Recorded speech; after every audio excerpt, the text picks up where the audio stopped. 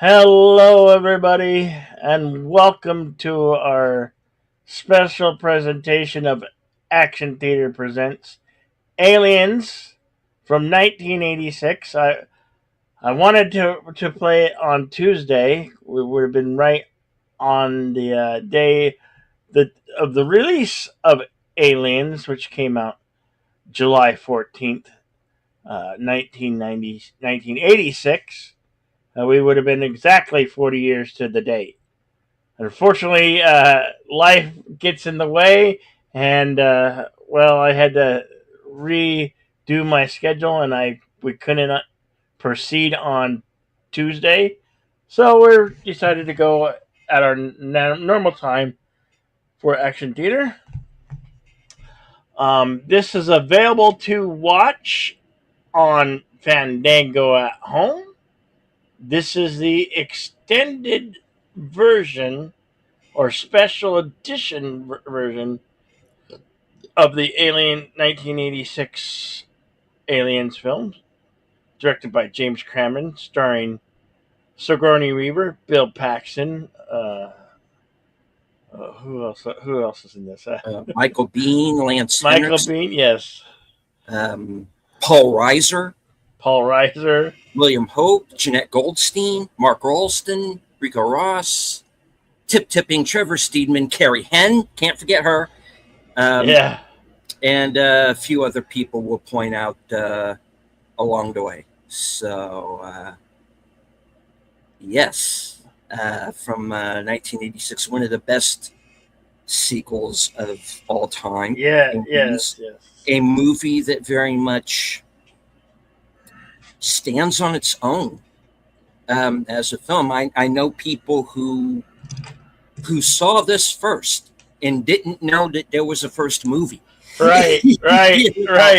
So, and I believe they had re-released Aliens on HD Blu-ray disc, the 40th year anniversary edition, available now. You can probably order it through Amazon, or I'd go there. I'd check there first, and eBay is always a good secondary source of, if not Amazon.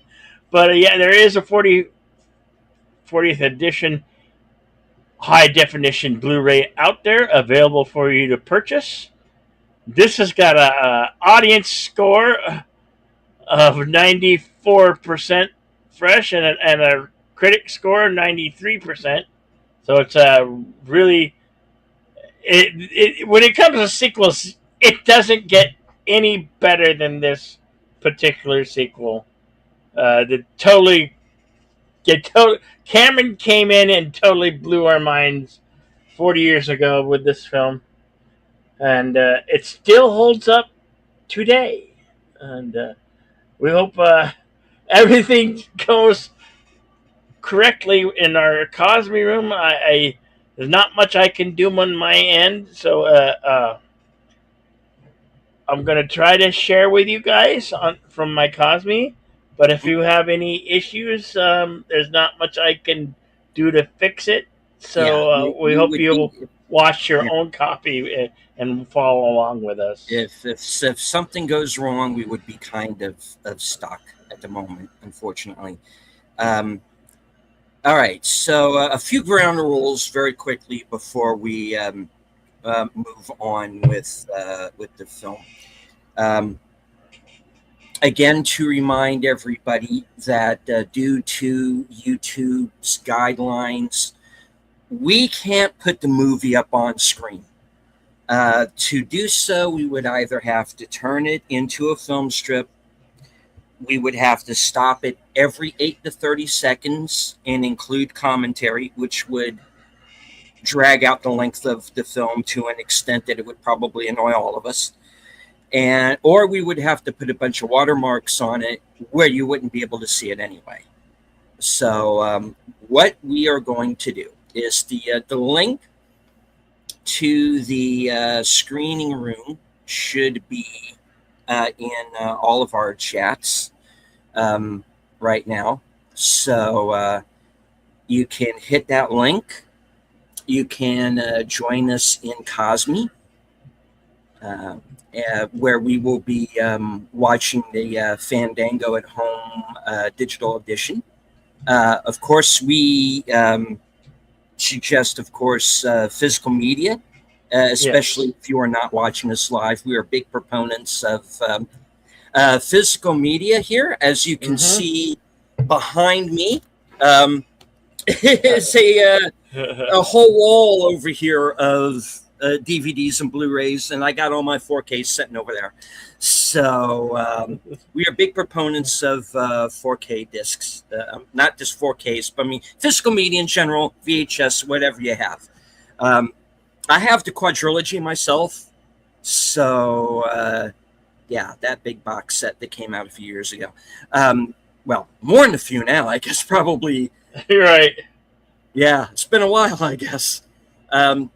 So yeah, what we're going to do once we start the film over on Cosme is we are going to put up the commentary only banner.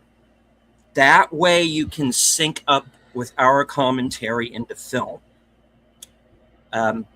Another thing I do want to remind everybody of real quick is Cosme and YouTube have been getting on to content creators about possible bot activity. Yeah. And one of the things that could make YouTube and Cosme think that you're a bot is if you're talking about things that are off topic. You know, like if it's like if we were watching Blue Thunder, don't start talking about Alice in Wonderland. You know, so kind of start. You know, we love the chat. You guys are a lot of the reason why we do these kind of shows. We just want to hang out with friends and watch a good movie. At the same time, you know, we got rules we got to follow. And we gotta make sure that everybody, you know, kind of follows certain things along with us, you know, because we don't want to have to throw anybody off the stream. But you know, if somebody gets out of hand, we'll have to. But I'm not expecting any problems because I don't know anybody who does not like this movie. So I'm really looking forward to it. There's a great 4-hour documentary called Aliens Expanded, which I crowdfunded. And if you look up on IMDb, Jedi Bill 797 has a credit through that because I crowdfunded the Aliens Expanded, and that's available to purchase. Look up eBay, and there might other ways to purchase that documentary. 4-hour documentary on Aliens Expanded. It's pretty good. Yeah. Okay. And speaking of the chat, I would like to also very quickly say hello to a few people who have joined us. Channel member JPRPH1, who's thanking me for the reminder on X. Yes, because we did have to switch the day on this. Yes. Unfortunately, we were really looking forward to doing it on Tuesday, but you know, things happen, and this is actually even better because I had a little prep time between being at work and being here right now, so we're good. Yeah. The bird woman of YouTube, Connie Cleary. Watch out for her channel, Fluff Chick Productions. Scrolling down because I do see a couple of new names here. Zain Ali 333 H9F. Welcome. Good to see you, sir. Welcome. Hope that you enjoy the film along with us. Our pal Andrea Black is here, who's always here in the chat along with us. And let me see if there's anybody in the Cosme chat who might just be there. I am not seeing the Cosme chat at the moment. Okay, well, hello to everybody in the Cosme chat. Okay. I see 3 of us right now. JPRPH1, you, myself, and you. I see Connie there as well. Oh. All right. The brief synopsis. Okay. Oh, Schnapple. I'm just gonna reload it. That's all. Oh, okay. I'm just Okay. reloading it. So go ahead. Did you do that or did I do that? No, I did that. I'm gonna reload Oh, it in oh, the oh, jeez. I'm me. sorry. Okay. Wow. No. All right. Damn it. That worries me when I start pushing buttons. Okay. All right. The sequel, of course, you finds at the beginning of the film we find Ripley in the shuttle, the Narcissus, which is and we she is found by this long range salvage operation, is brought to Gateway Station, a space station she is not familiar with, that is hovering over Earth, and finds out that she has awakened 57 years into the future. Because remember, she says at the end of the original Alien that she's going to be back in, I think, she'll make the frontier in 5 weeks or something like that. Well, it takes a little longer than that. So she is brought in front of a board of Weyland-Yutani suits. They don't believe what happened, her story of what happened in the first movie. And, well, really, I don't want to give anything else away if for anybody who might be new, because I think JP said that this was his first time seeing this. So for those of you who are new to this film, yeah, I don't want to say anymore. I just, yeah. All right. So, Aliens, written and All directed right. by James Cameron, starring Sigourney Weaver. So, hit it. There we go. 5, 4, 3, 2, and go.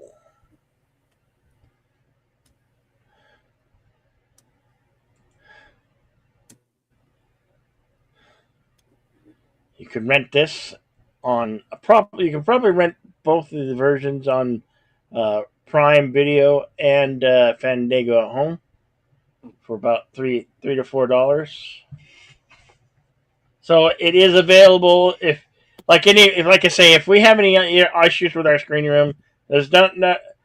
I've done all I could do with the fixing the server, and then like I'm sorry if it doesn't work, but hopefully we don't have any hiccups today. A Brandywine production. Which was at the time Walter Hill's production company. James Cameron film. We get Sigourney Weaver, Michael Biehn. Michael Biehn. We'll get to the story of how he wound up in this movie, because it's pretty interesting. Paul Reiser, of course, Lance Henriksen, introducing Carrie Henn is new. Lance Henriksen worked with Cameron before on the Terminator film, 1984.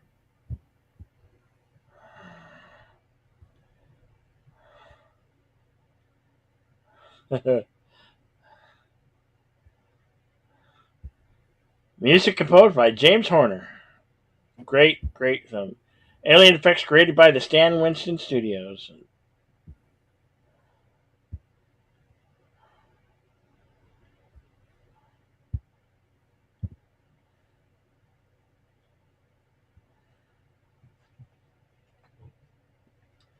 We open up a shot of deep space. Sigourney's ship. The shuttle. Yeah, the shuttle. She got away in the previous film.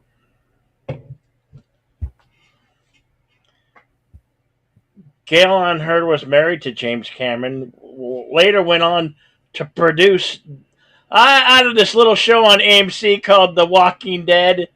Mhm. Yeah. So she went on, even though she divorced Cameron, she went on to bigger and greater things.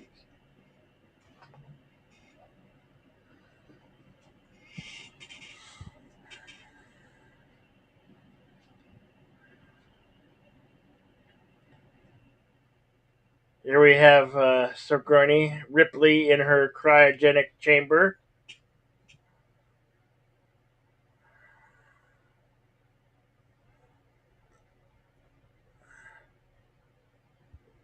Being found by the deep salvage team.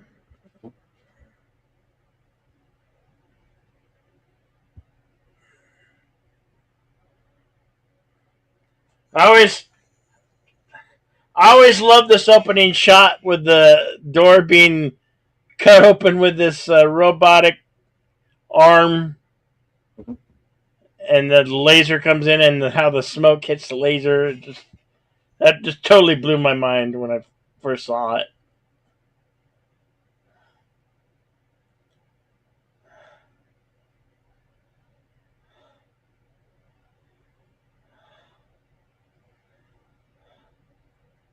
So And one thing, yeah, go ahead. that was where they send in the laser, which is like it's a scanner, but it looks like a camera on a tripod. You Yeah. know.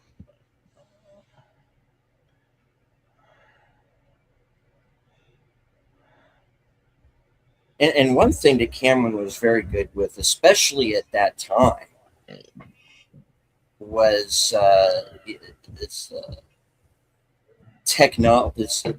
where certain technology might be by this point in time in history. Yeah.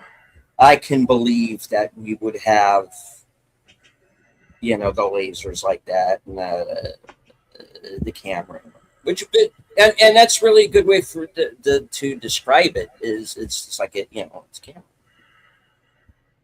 I can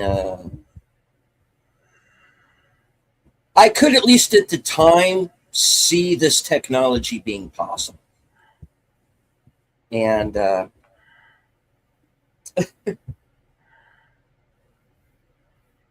hopefully someone will perfect some of this for real. I love how he thought that it's a cryo chamber and thought that there would be lots of condensation on the outside of the cryo tube, along with the pussycat Jones.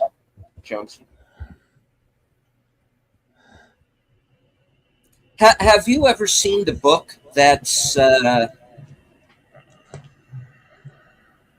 original movie from Jonesy's point of view? No, I never did. And the funny thing is, it's written like it's a children's book. But there's all this horrific shit going on. It's just, I would never even. darkly funny. To be honest with you, I wasn't aware that such a book existed. It was Yeah. the first time knowing that.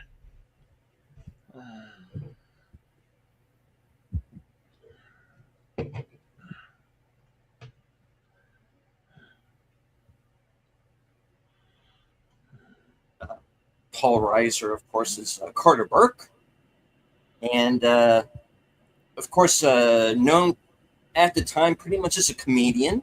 And he'd been in a couple of movies. He'd been in the original Beverly Hills Cop, and he's also in the Barry Levinson film Diner.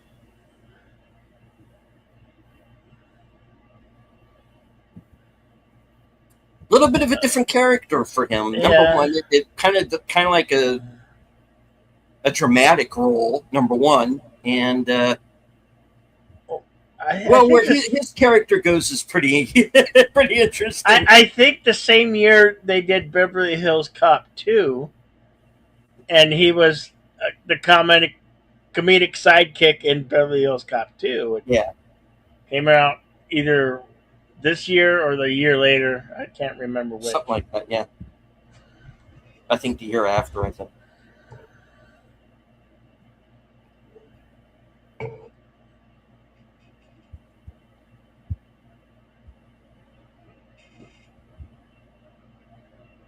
Can you imagine being told you've been asleep for 57 years.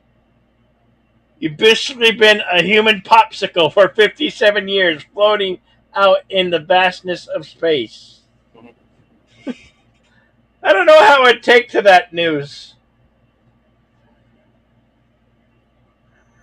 And here's where it melds into our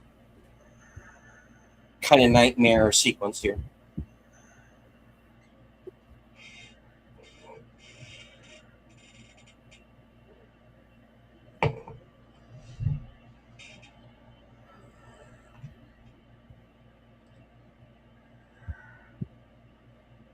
And after seeing all what she's witnessed, I, I I don't think anybody would not have this nightmare. Mhm.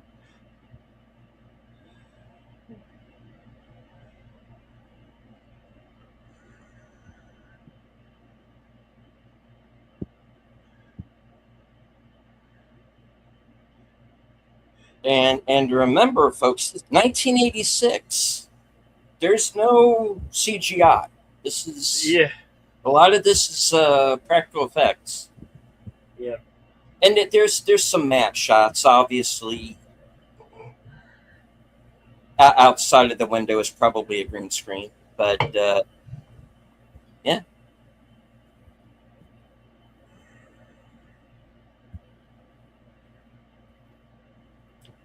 I have mixed feelings about the third movie. Yeah, Yeah, I hated the third movie. um, A lot of people did. yeah, but where I was at personally at the time, I was looking for like darker material, darker endings. So it kind of Yeah. really didn't bother me at the time. But looking back on it, This this there are other directions they could have gone this in. scene, the scene where she was in the atrium or whatever that she's sitting in. Hmm. That's an extended, Yes, deleted scene. this is the first of the new scenes.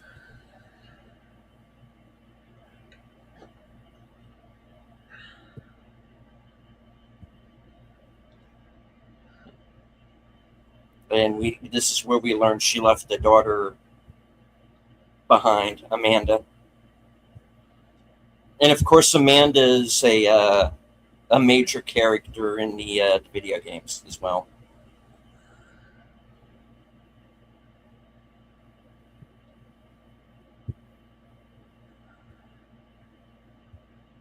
Hello to Enigma Severus.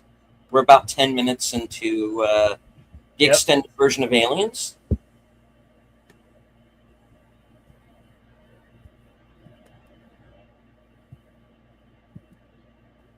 Emoji Queen Lady Mist. I was watching that extended aliens thing, and that was a picture of Sigourney Weaver's mother Hmm. as her young as her daughter as an elder.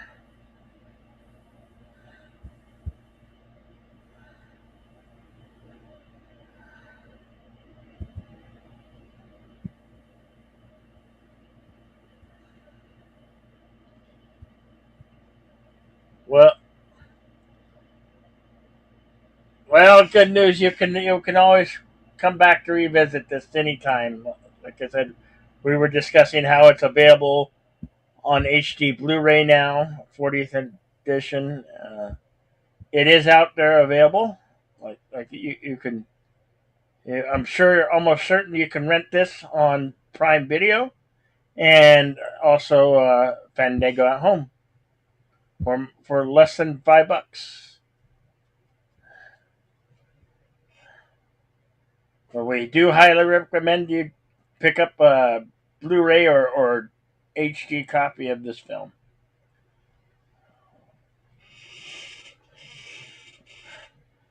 Perfect for anybody's library.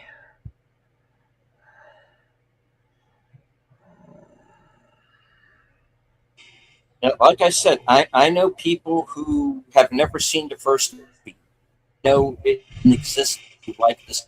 People don't like science fiction or horror films who like this. Oh,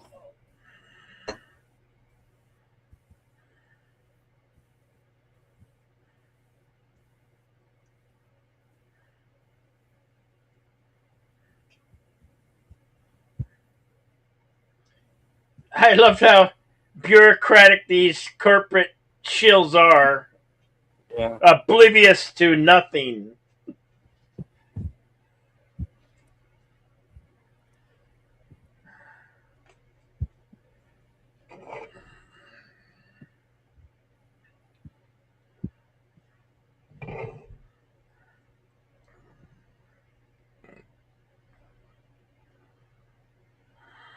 And of course, this is something that this movie plays up is the whole corporate malfeasance. In the original script for the original film, none of that was there. They just, they got the signal and they went to the planet and shit happens. It wasn't the whole they were set up to go down there, you know. Yeah, I almost prefer watching the extended version versus the theatrical version nowadays because like Oh yeah, there's so much more information here. yeah, there is.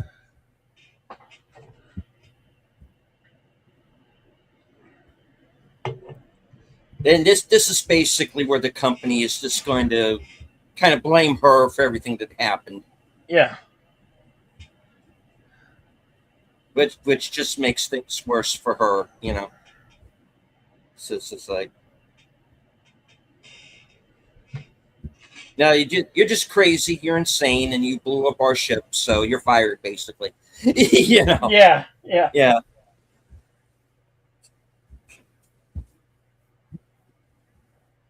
and we're not going to call the cops yet, you know.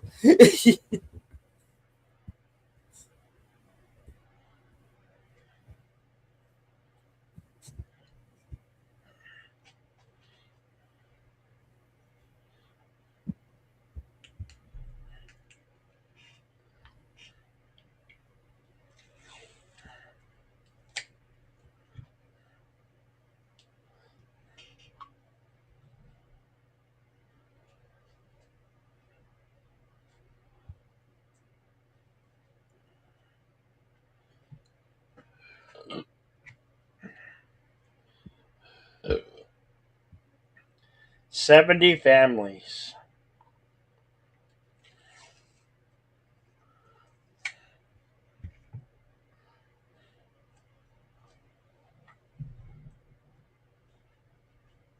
Cut two. And of course, this is another cutscene. Hadley's Hope, population 158.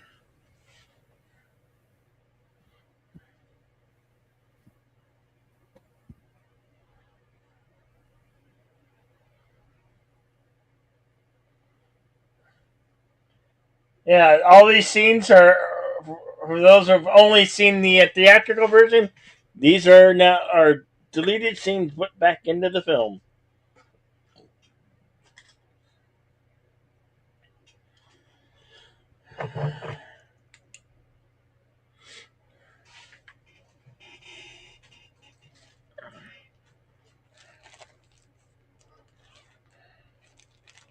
I would also suggest going out and if you can find it, maybe through Amazon, find the novelization for this film, um, uh, written by, if I remember correctly, Alan Dean Foster.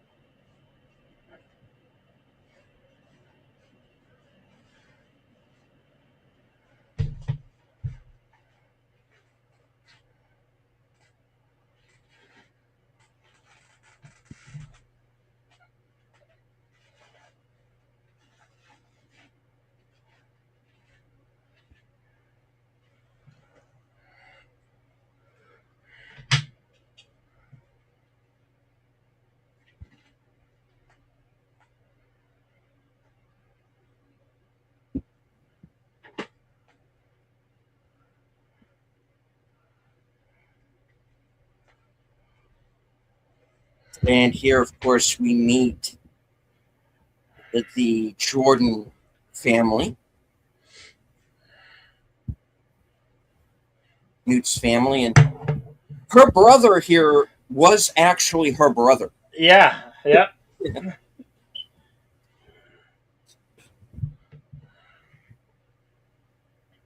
Christopher Henn. Yeah, so he got put back into the movie, which is pretty cool.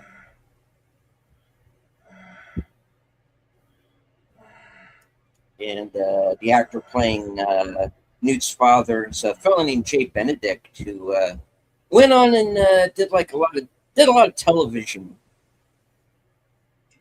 Pretty much every TV show in the '90s, he was probably in it at one point or another.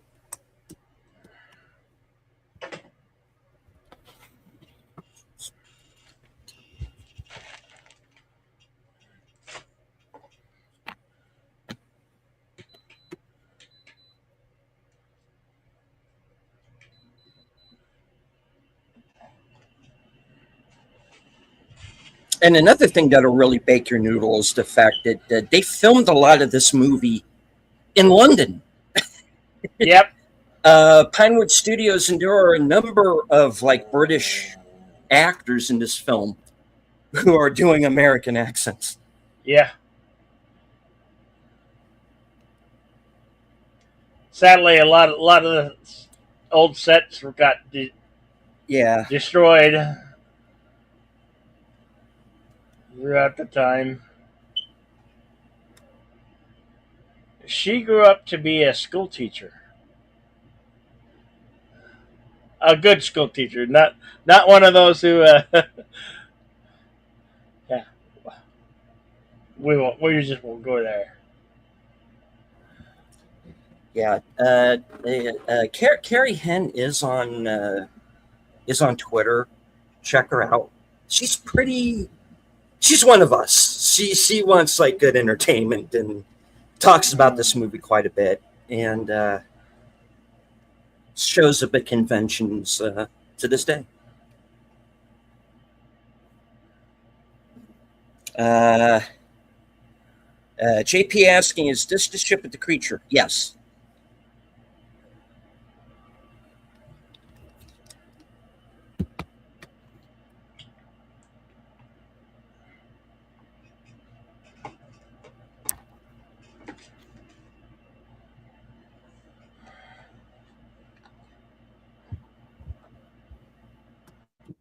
Oh, cover your ears, folks.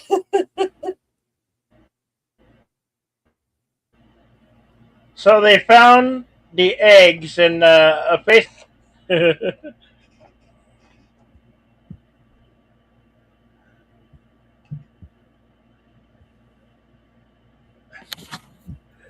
Now, all Carrie Henn said about the scream, that ear-piercing fucking scream that you're going to hear throughout the film, it's like Yeah. James Cameron told her, "Scream as loud as you can," and that's it. So she did, you know. And of course, here's Burke returning with Lieutenant Gorman, played by William Hope, who's also in the Robert Downey Jr. Sherlock Holmes film, among others. Does a lot of independent features. He's still around. He shows up and stuff from time to time.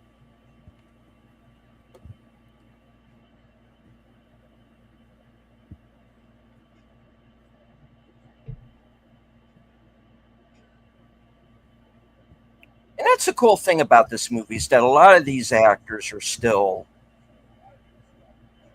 working, still show up in films.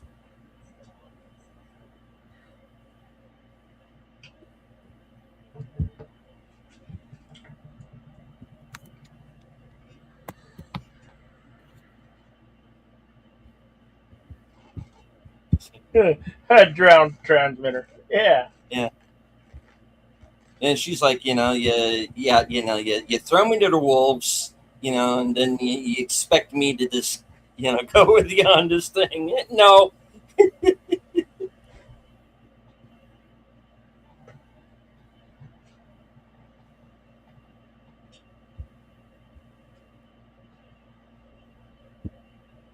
This scene's a little bit longer here.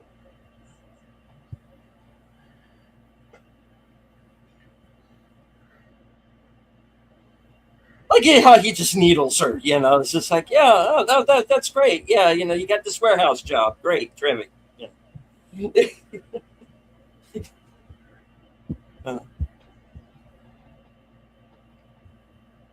Yeah, if you can.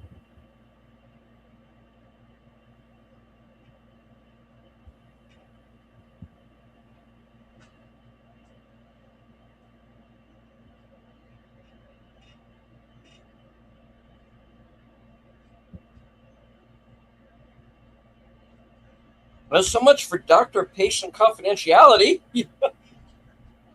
Yeah. And it's also a hint that the company probably has their people surveilled.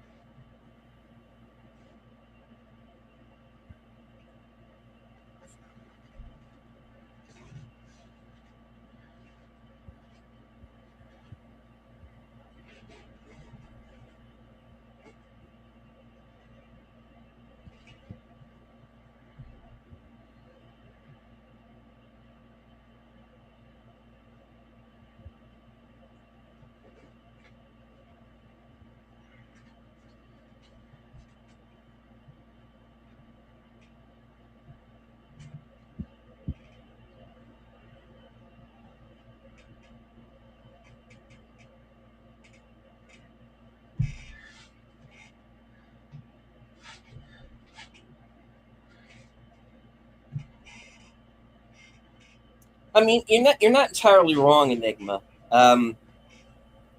because this is very much that kind of William Gibson-y kind of cyberpunk thing where it's just like these apartments where people are just like stacked on top of one another. It's not even really an apartment. It's like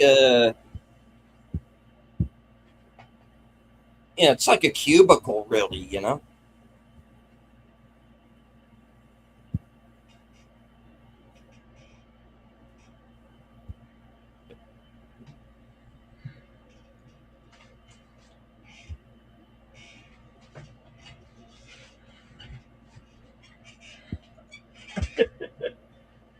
little shit.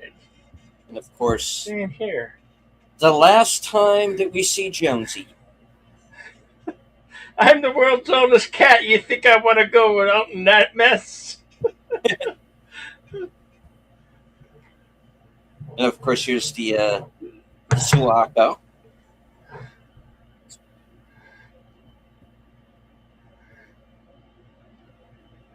Just looks like a giant bayonet, really.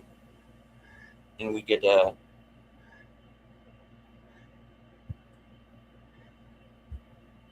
it was meant to look like that on purpose, yeah. from what I gather. You have the armory on the Sulaco. Mhm. Just a bunch of rifles, pulse rifles, one round after the other. And this is another extended scene.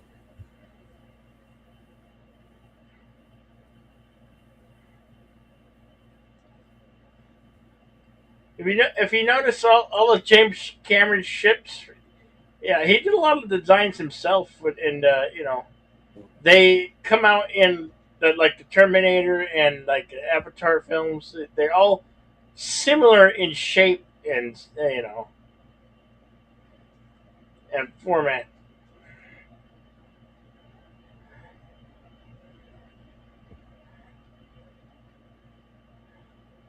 And the cryotubes containing our The squad Marines, of yeah. colonial marines. There's an interesting continuity error here. Hudson's name does not pop up on that screen.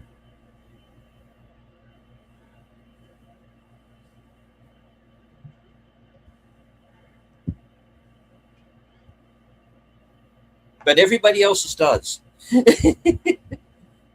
So. And I believe the only one with former military training is our sergeant, who was Mhm. an actual Army sergeant, not a Marine, but actual Yeah. Army sergeant, who is sadly no longer with us. But he did have some military background coming into this.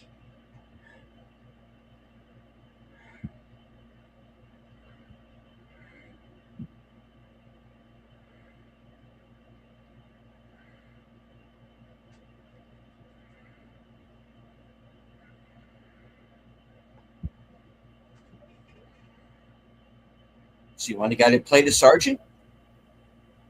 Get Yep. the real deal. Yeah. And he was this actor who was living in England at the time, and yeah, and he wound up in a film.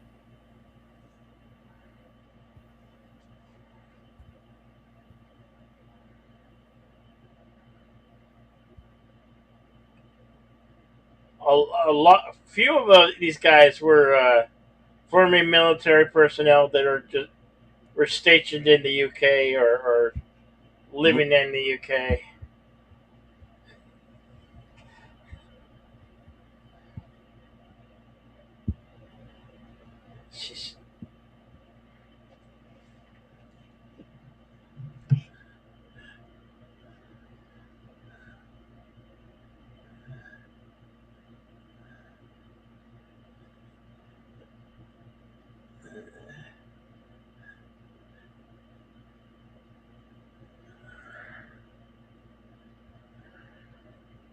Now, I always wondered um, if there was like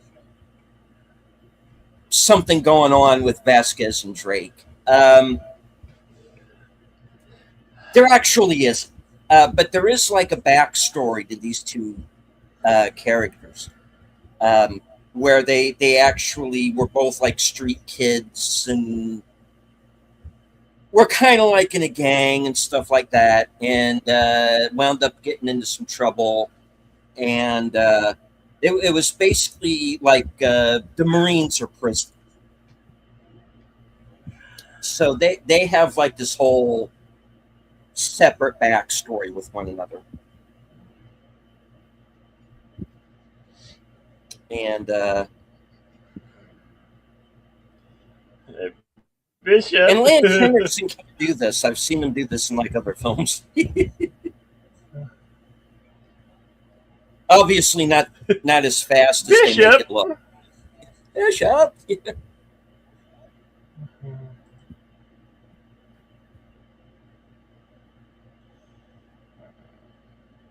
It's not funny, man. It's not funny.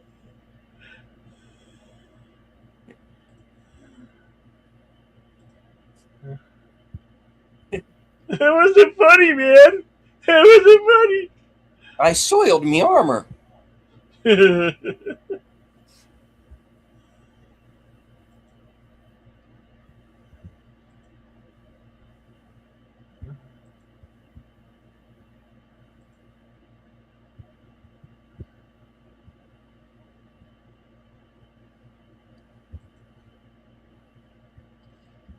Our timestamp is 31:59. If anybody following along their own copy, 31, 32:06.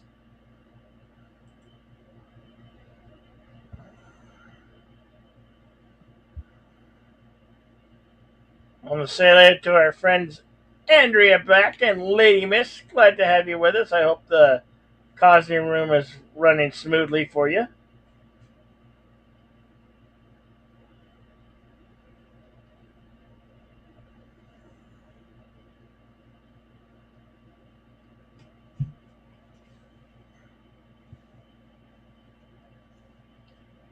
she's not too keen because of what happened with the last synthetic human.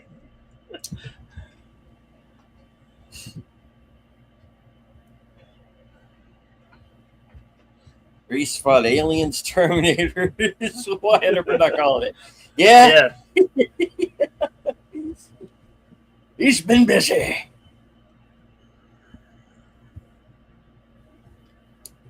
And he even wound up in a Predator film. It was the animated one, but he's in it, you know.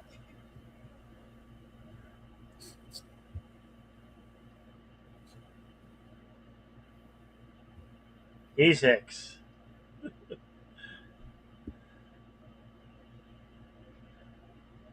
A bug hunt.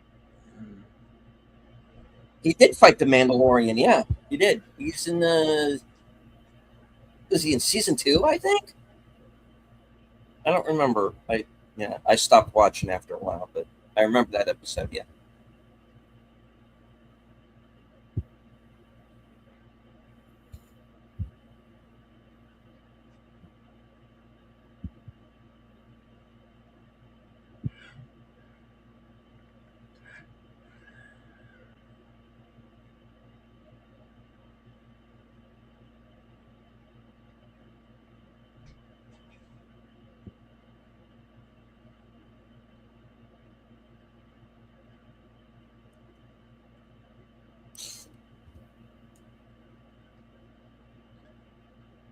This actress, she's done a lot of things with Cameron.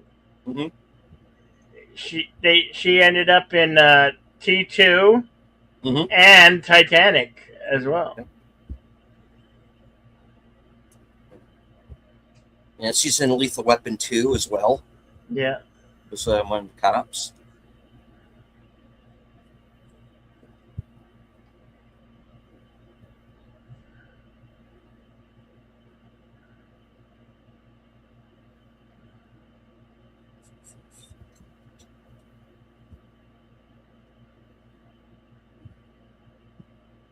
Have we done any of the Lethal Weapon movies, Bill?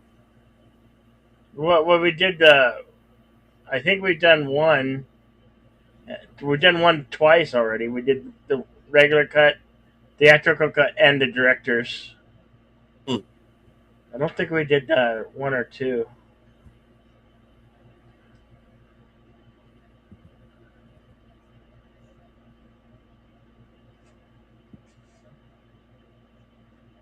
I know there's four of them, and there's the talk of a fifth one going to be directed by Mel Gibson coming up. Yeah, they're going to have to do it fast, though. Yeah, I know.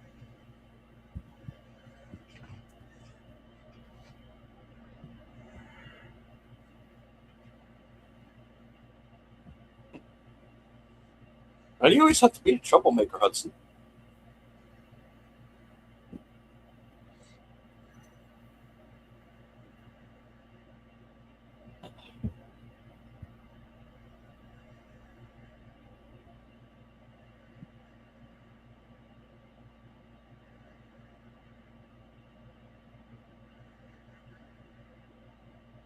I just baked the cookies, sir. Spunkmeyer? Never mind.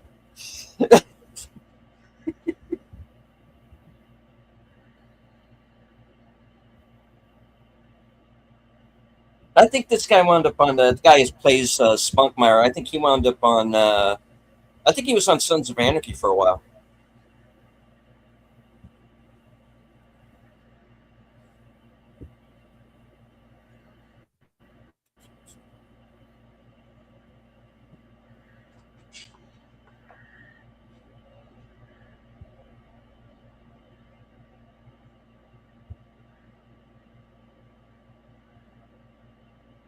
Be my guest.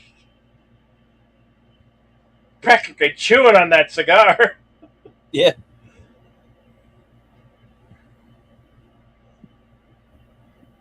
I never noticed that her footwear was Reeboks. Yeah. Someone later out pointed that out to me that her foot attire is a Reebok. Yep.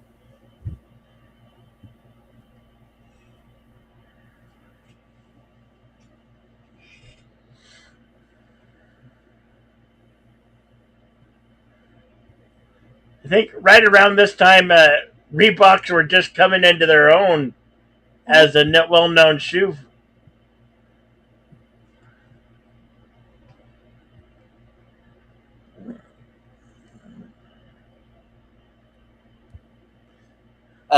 When in the Steve Martin Father of the Bride, there's actually a joke about that where they meet the boyfriend for the first time and he's wearing Reeboks and not the and not the shoes to Steve Martin design. Yeah.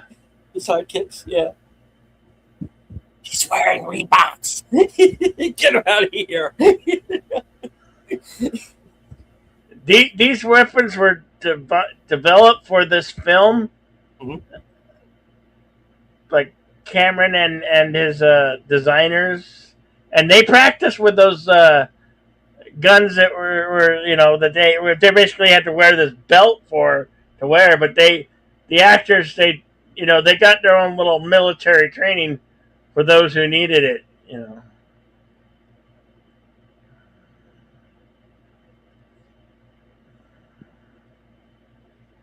Now, I think this is a good time to go into it. Is that Michael Biehn was not originally cast as Hicks. It was James Remar. Yeah. And he went through all of the training. These guys, and one of the things that they did in training was like to design all of their own armor and all that, and all right. And Yeah. Yep. So what They happened? they would write their own stuff on their armor and their plating Yeah. and their helmets. That was real. They wrote that something personal. Yeah, and well, what happened was James Remar got into a little bit of trouble in England, and Yeah. basically got deported. He got kicked out of England. Basically, the crew they had to step in and save poor Remar and ship him back to the States, where Yeah, he didn't do any jail time in England yeah, there. and so basically, Michael Biehn got cast at like literally the last minute, and like all of everything that's like written on his armor and everything is all James Remar stuff, and there's actually a scene in the film, and I'll point it out when we get to it, where it's not Michael Biehn, it's still James Remar, and we'll show that when we'll let you know when to get to that scene. It's very brief, but it's there. And of course, Cameron, like in the military, he wanted to keep military where they would paint the different things on the ships, like the bug hunter and all that. Mm-hmm.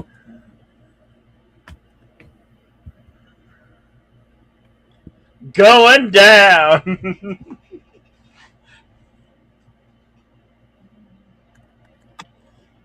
Now, this was a movie that was very much, a Vietnam allegory at its heart. Yeah. Whereas all of this technology, and they basically get taken out by a bunch of fucking bugs, and so that was there.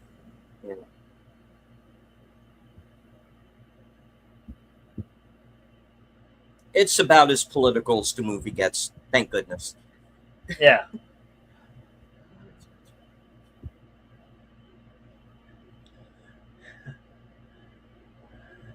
I guess all this still happened during the Cold War. Yeah.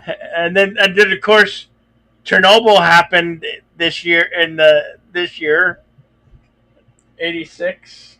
Mm-hmm.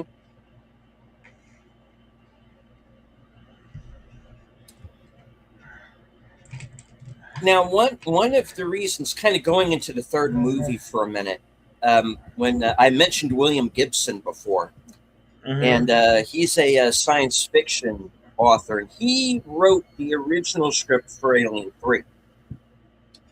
That was a very different film than the one that we got, and it was like this Cold War allegory, where there was this kind of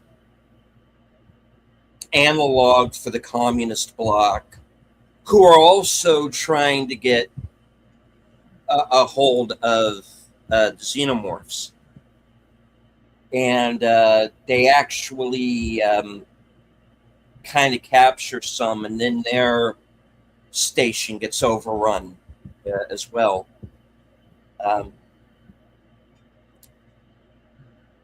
And then the Cold War effectively came to an end at that point, and then that story ended up getting tossed, which is unfortunate because that actually would have made a pretty decent movie.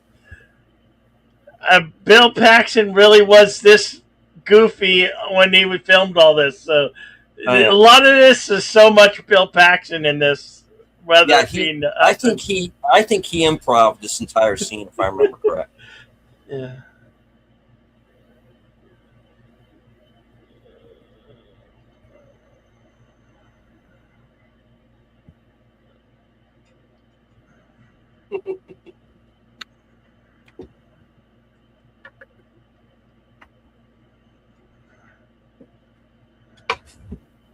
Again, that was a cut. That was a scene that was late. That went to the cutting room floor. Sadly, yeah.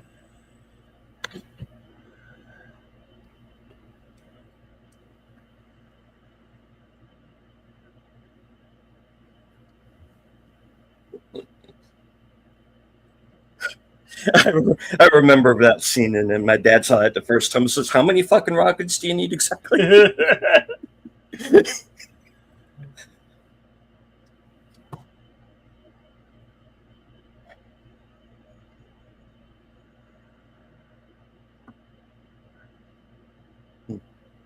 Yeah, of course you do.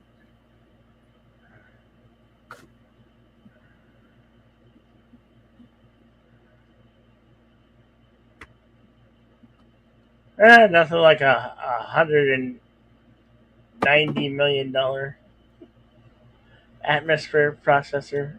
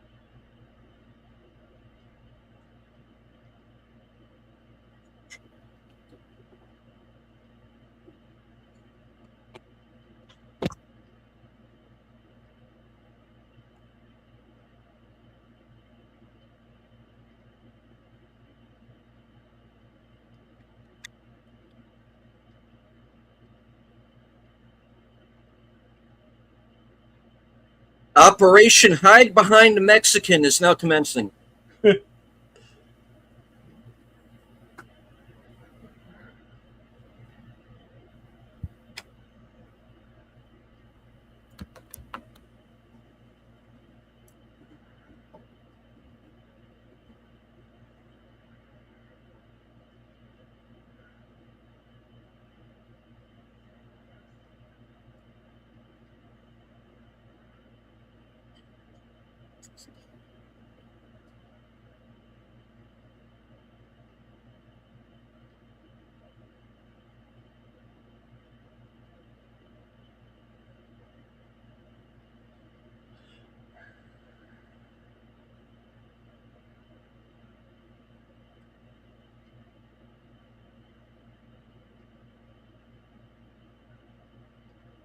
So they've entered the compound, and it looks like there's been a firefight or some type of showdown.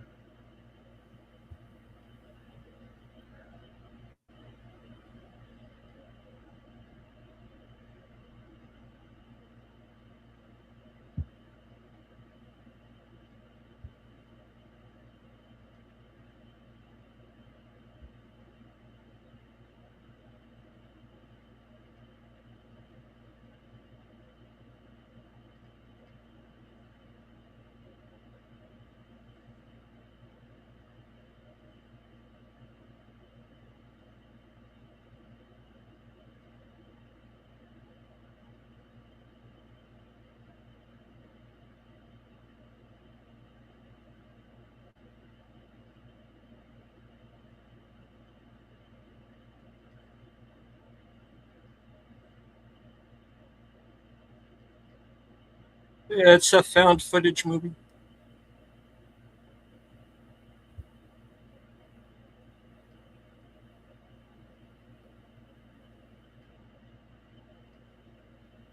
Of course, the idea of these cameras does make sense and makes things pretty creepy later on. With some of the stuff that happens.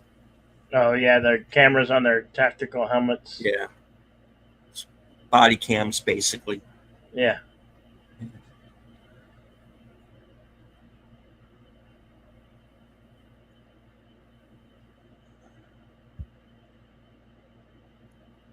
I love the use of the tracking device for the Yeah. motion. Just a blip on a little screen.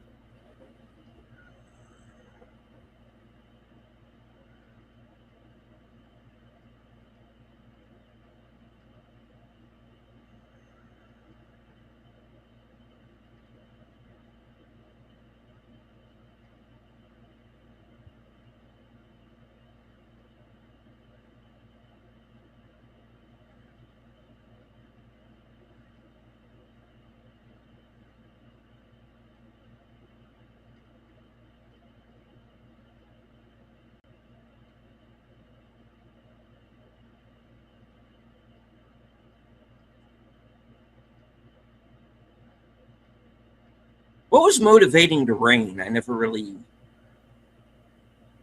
understood that. Where is that coming from? You know?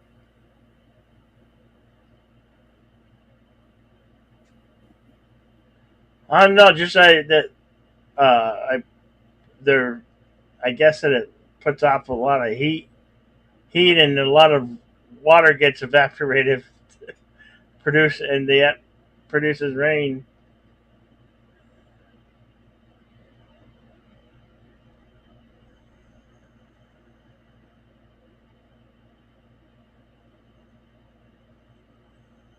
This is Hamsters, another. hamsters, and guinea pigs.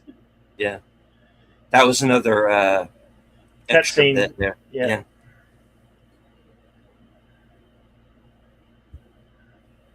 But it makes sense that there would be like some kind of little false alarm Yeah. that. There we go. Mhm.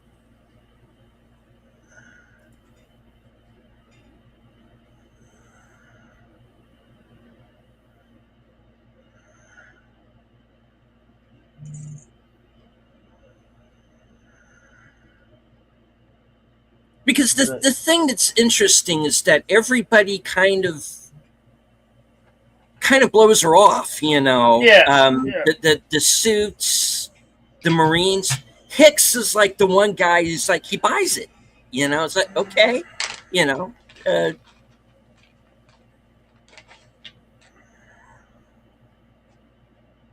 this was the intel I got, you know. It's like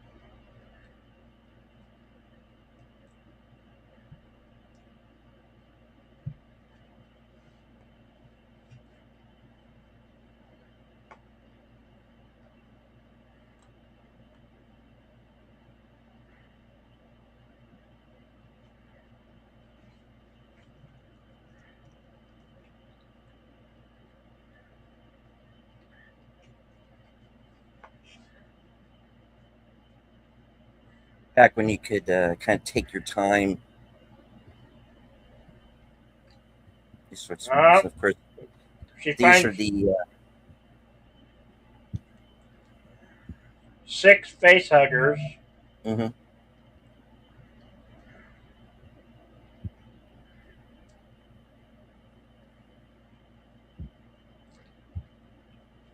nice little bit there.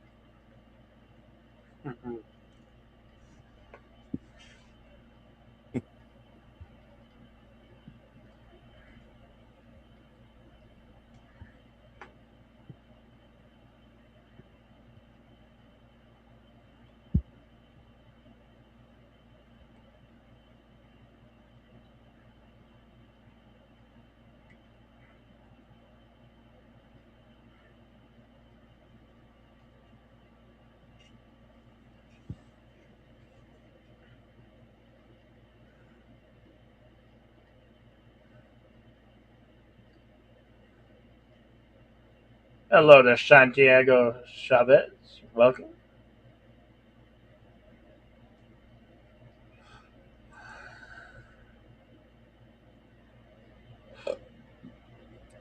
We get a timestamp for the folks there, Bill. Yeah, 56:47.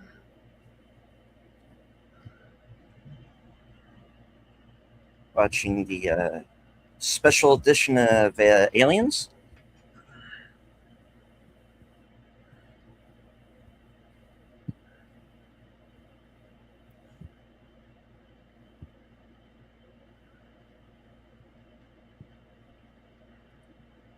Now, of course, in this version, we have had scenes with Newt, but in the theatrical edit, this is the first time we actually see her.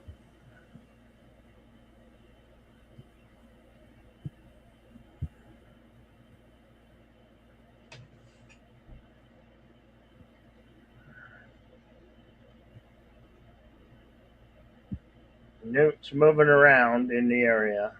Mhm. What moved was Newt. Yeah. It was no xenomorph.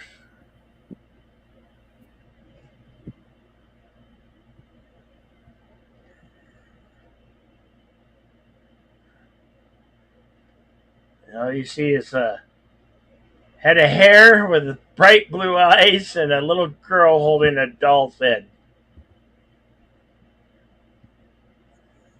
Our introduction to Newt, Mhm.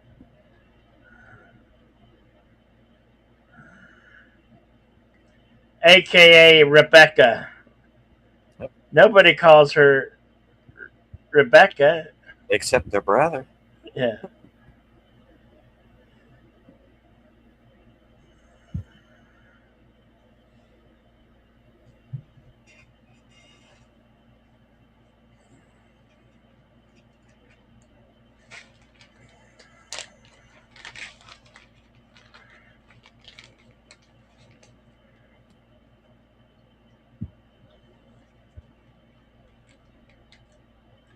You've just been living in the crawl spaces.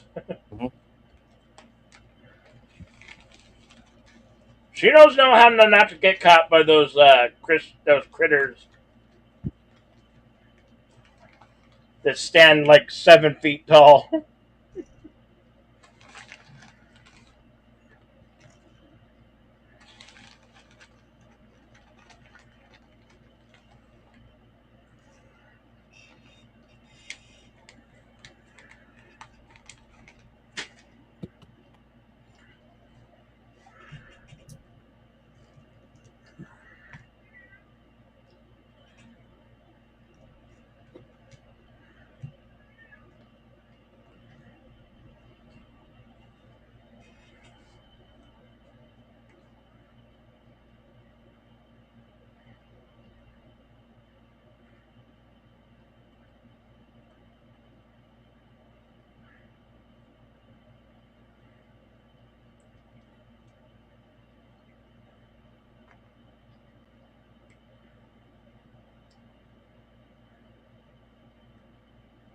Hey, look, power windows.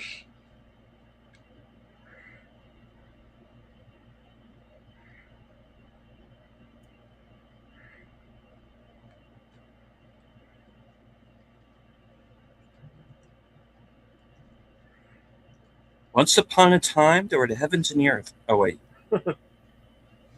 No, in the beginning. Sorry. Not that far back. Okay.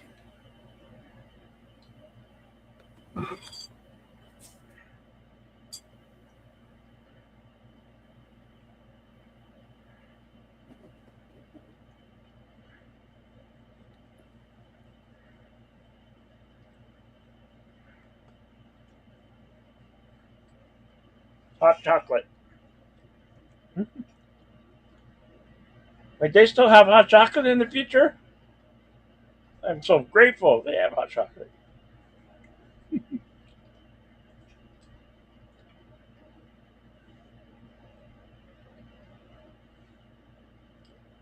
Now, 1 hour, 1 minute, 22 seconds.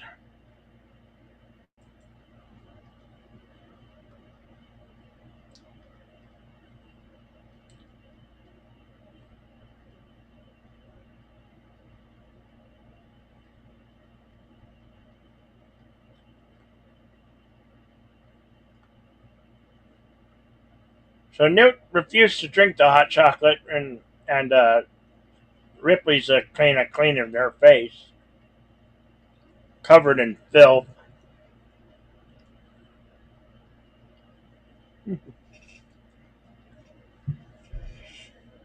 PDTs.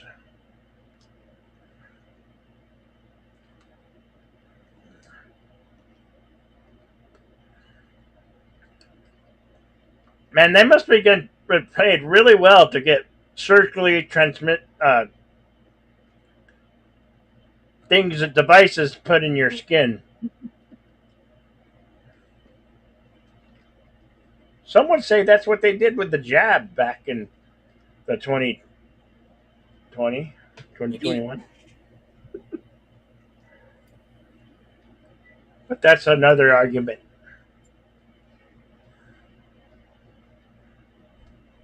I like to buy an argument.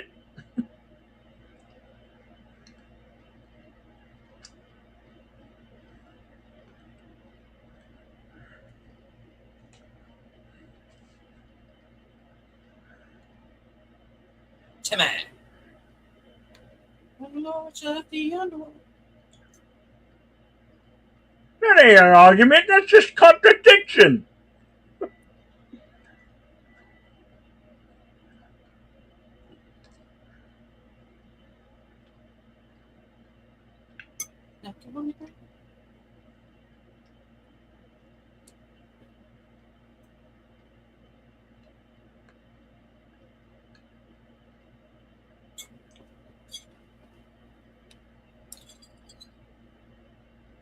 Hey, look, lady, I was surviving down here just fine until you assholes showed up.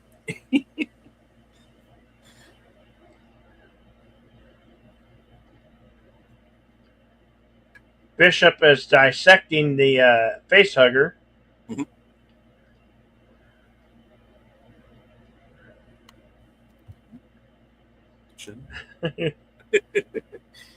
And he totally plays the part of a synthetic human.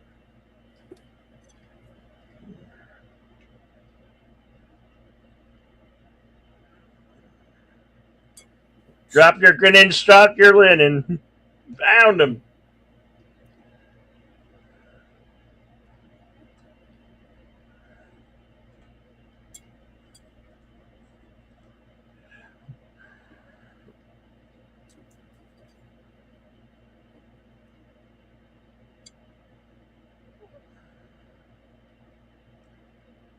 He played this role like he was the Duke. That's one of those things he favored himself to be the Duke, and he did a pretty good job portraying like he is the Duke.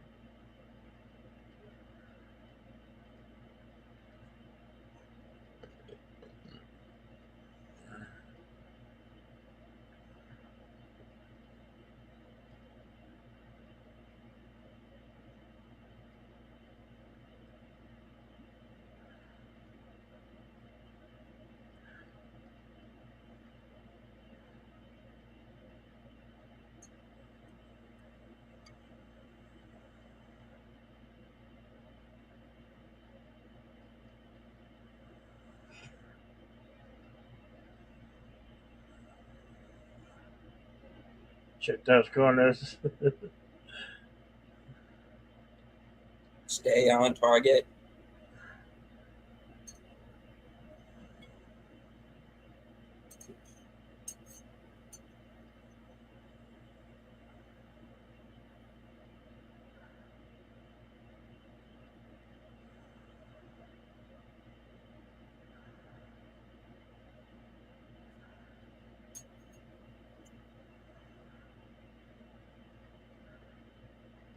You tell me, man. I only work here, man.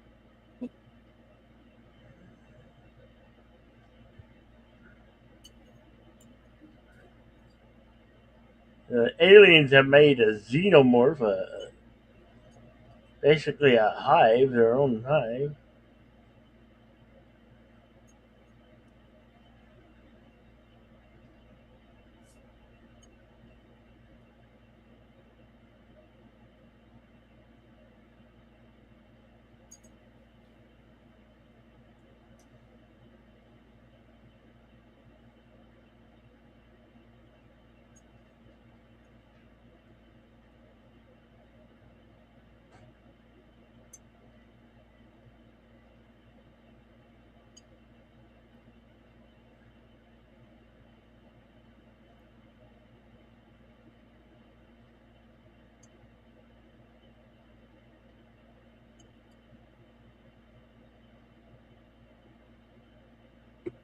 Butts up, tighten it up.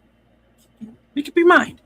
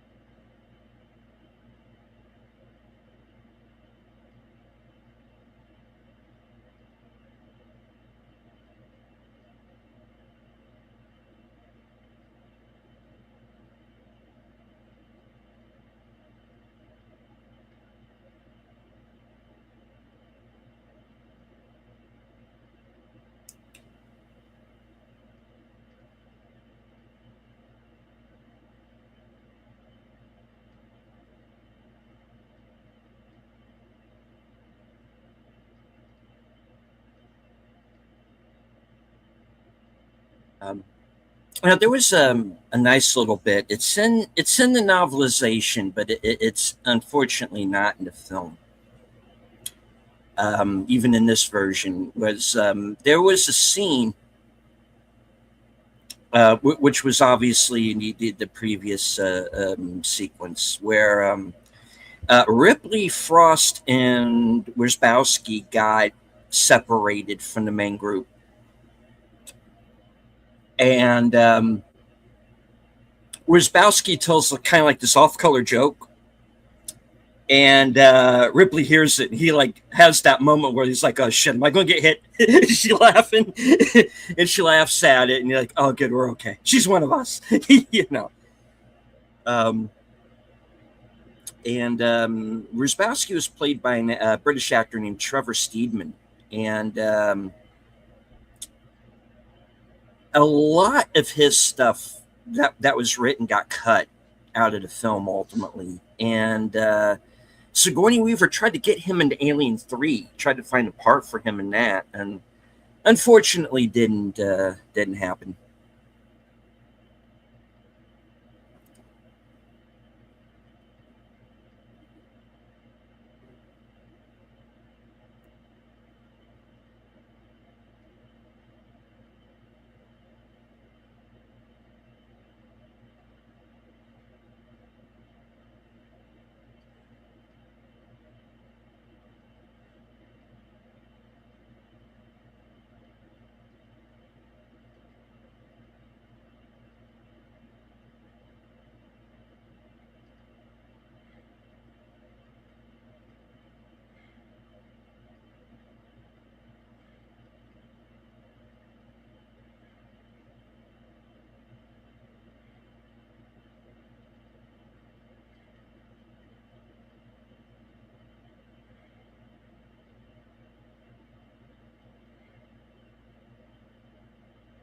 Shrek, I'm looking down.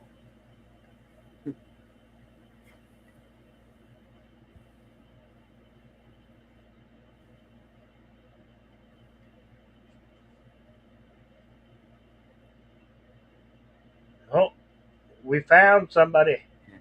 Here we go. Oh, Miss Daisy, we got a live one. Please, kill me. Please, kill me.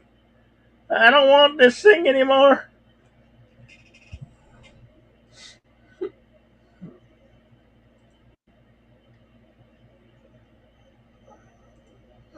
So, face, chest buster is definitely coming out of her chest.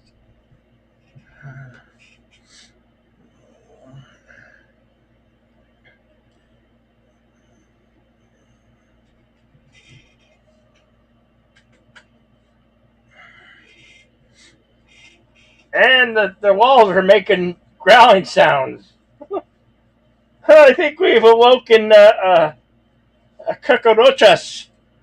We've we've awoken the cockroaches. These are 7-foot cockroaches, also known as xenomorphs.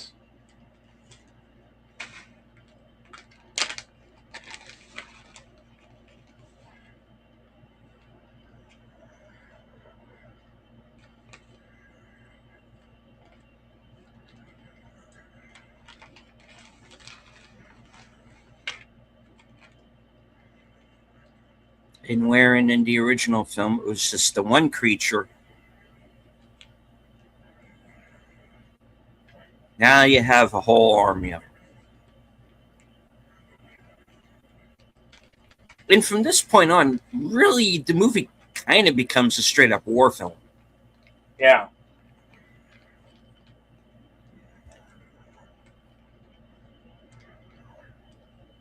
How about with your own eyes?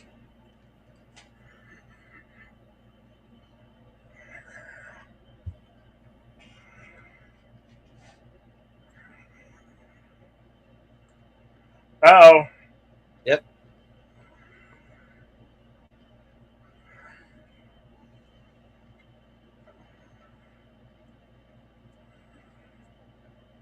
Spassky and Crow are down.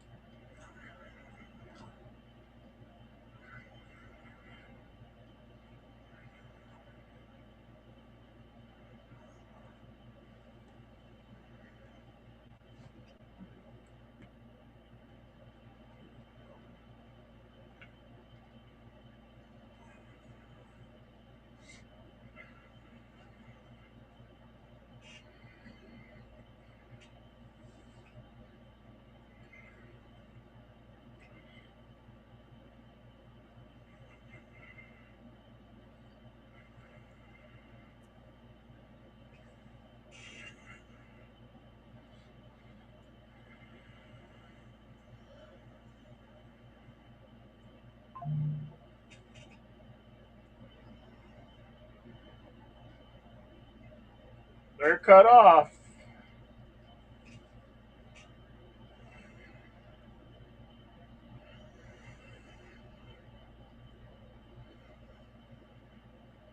Uh, one guy that got chain of command has lost it. Yeah.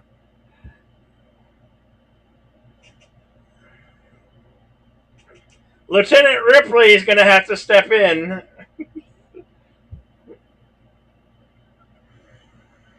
They got overconfident.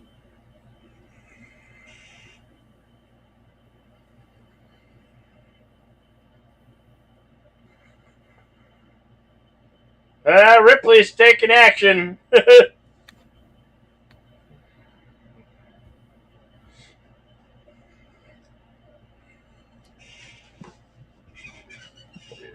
Something you're not doing.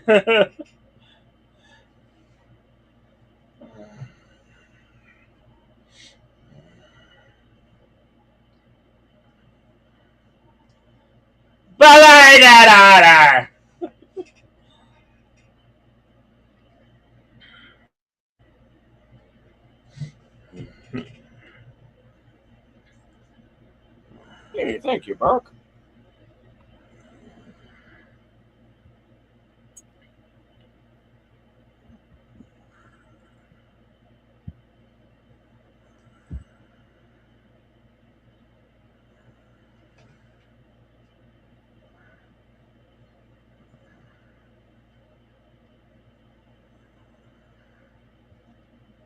That's not the right Batmobile.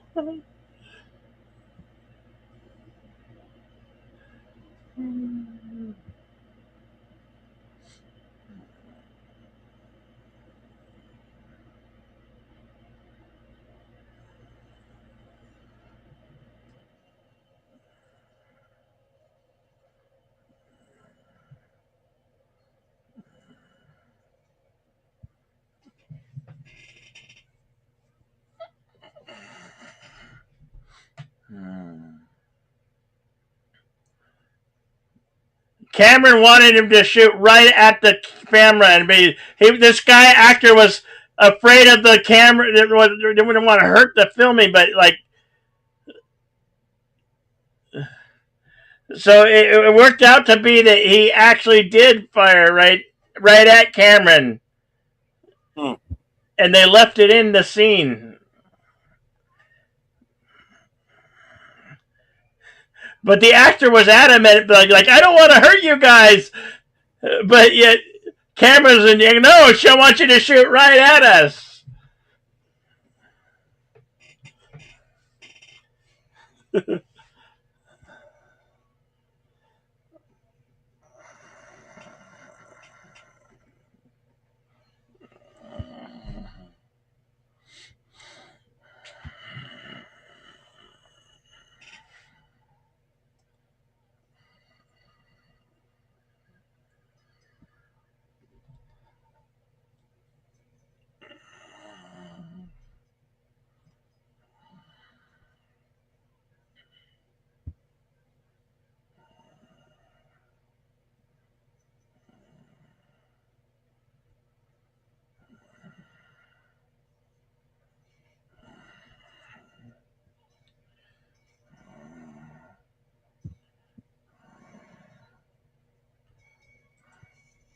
Crunch.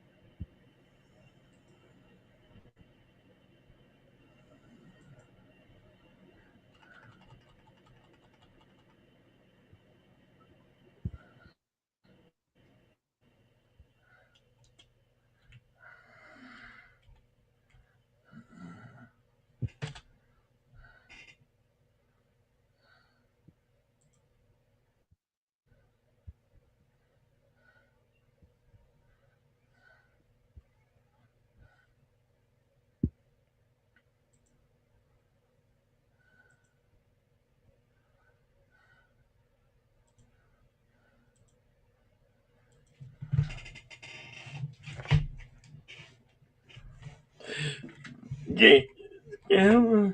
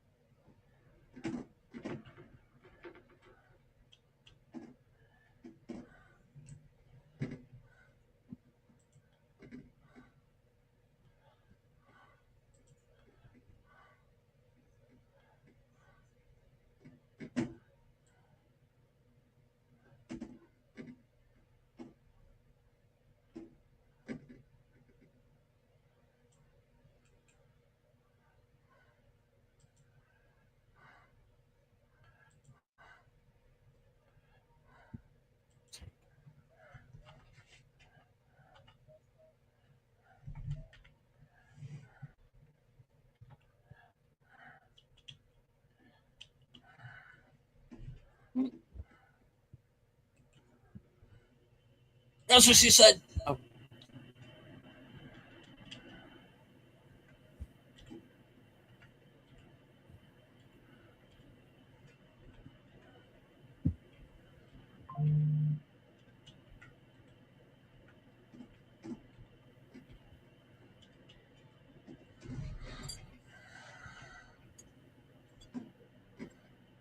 It sparked my rolling.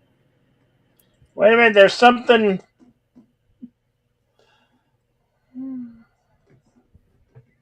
Let's get up here.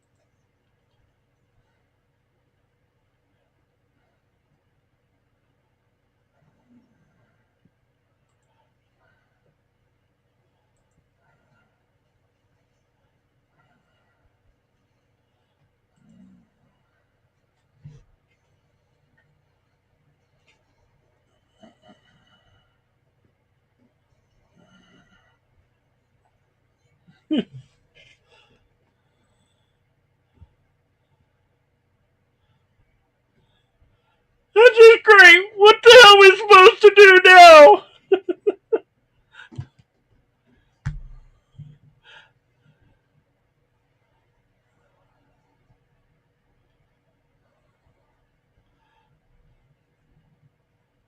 What the fuck are we supposed to do now? Where's everybody shit now, man? Game over, man. Game over. This movie has so many quotable lines. I swear to I think I've been quoting this film for the last 40 years. How about you, Deleted? Same. Game over, man. Game over. Maybe we can build a fire. Sing a couple songs. Why don't we try that? They mostly come out at night. Mostly.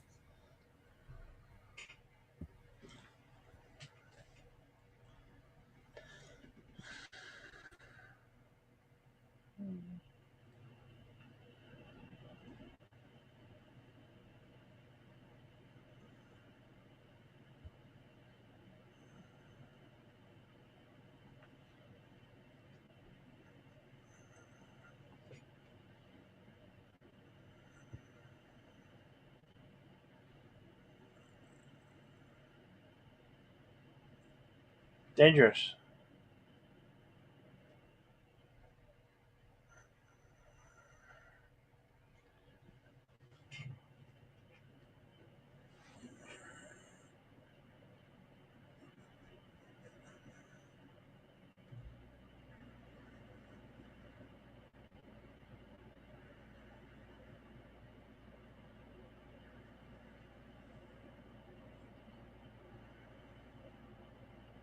"17 days."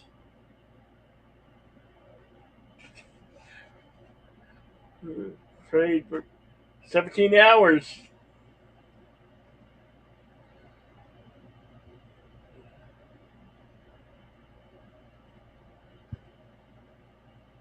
Well, why don't you put her in charge?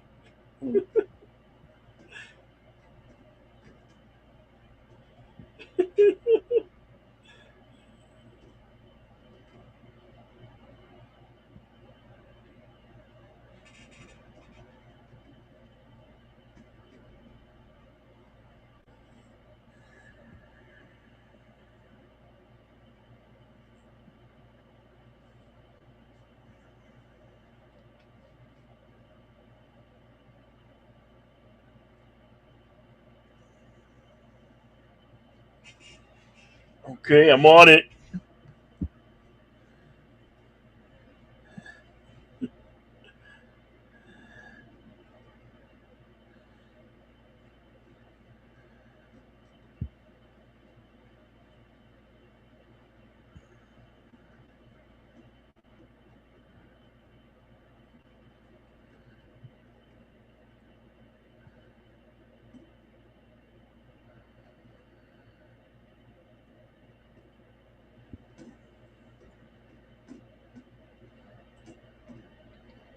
Our current timestamp is 1 hour, 28 minutes, 48 seconds.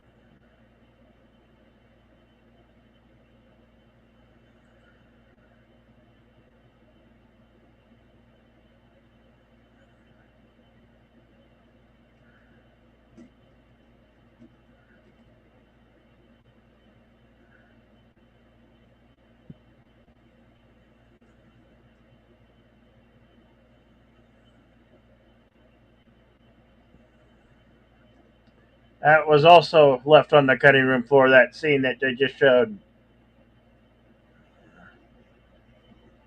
Of course, they had to test it because these sentry units are motion detected.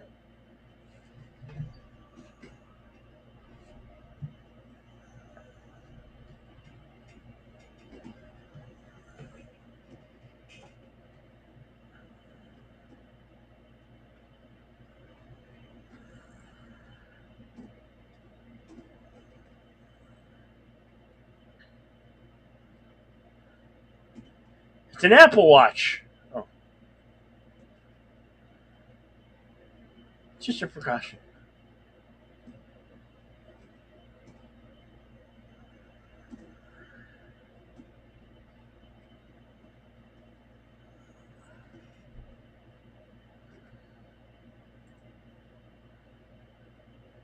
A Fitbit, says JPRIPH1.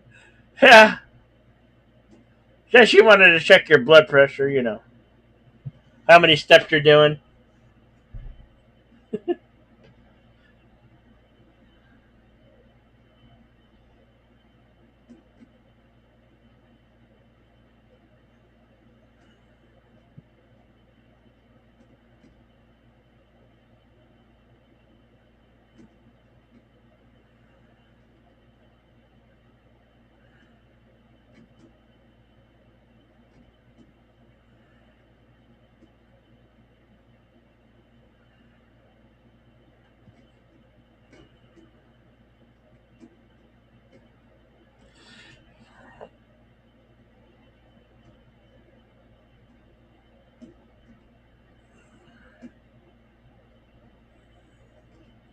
Yeah, she's just a piece of plastic, Ripley.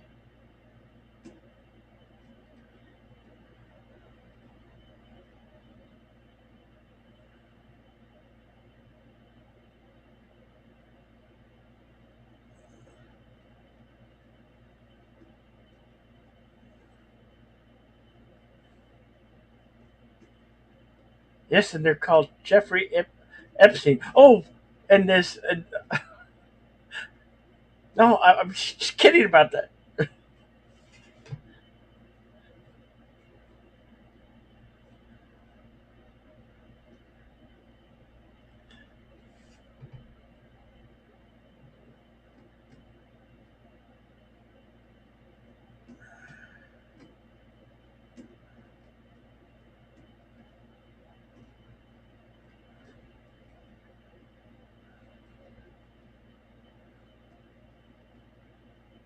Ah! Please get it off the screen! Why? Why? JPRH1! Why you torture me that way? It's hideous! That is a hideous monster on screen. In the screen. JPRPH1, I need the eye bleach over here, stat.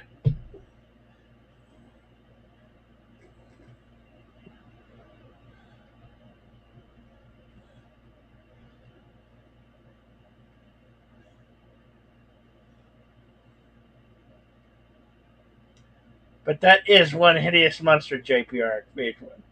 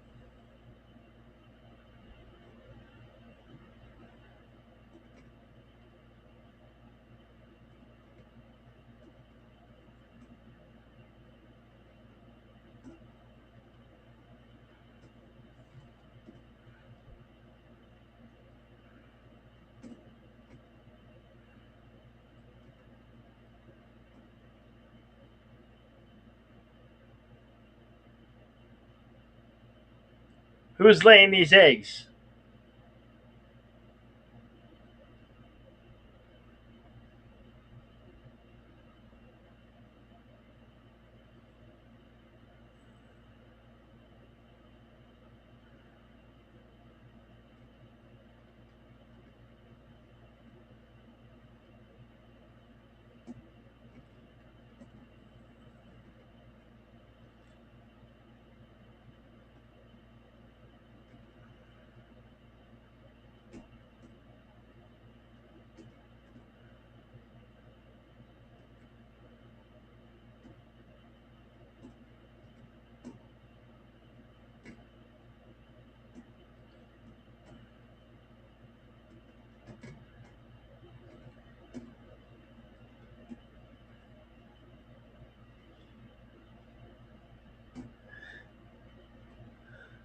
Nah, he just sees dollar signs.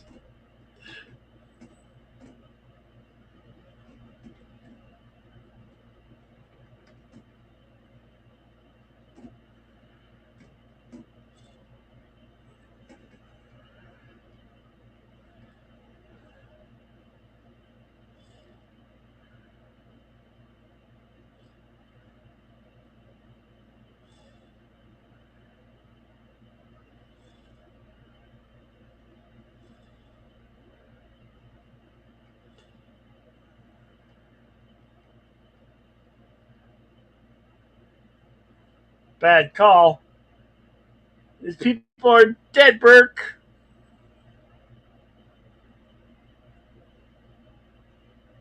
Right to the wall. Oh, he's getting nailed to a wall. It's not the wall you're thinking of.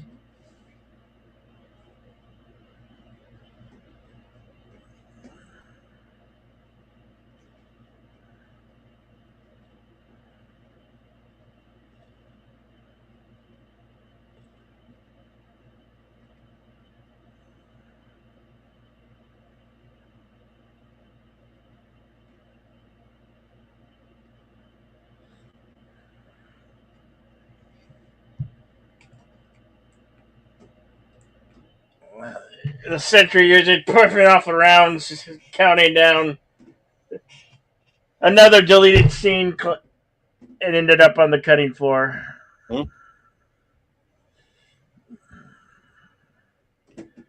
So the sentry units are having their hands full with the aliens trying to get into the complex where they're at.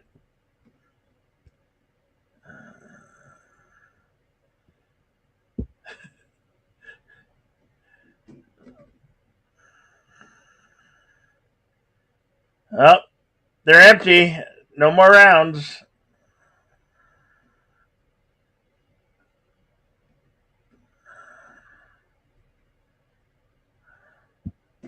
Scary noises.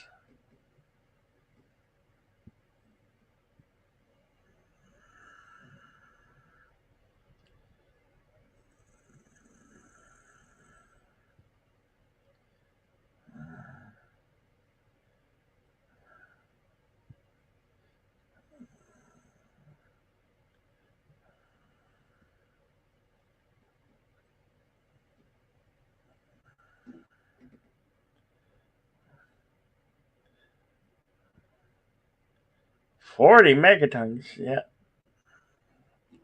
40 Hiroshima bombs.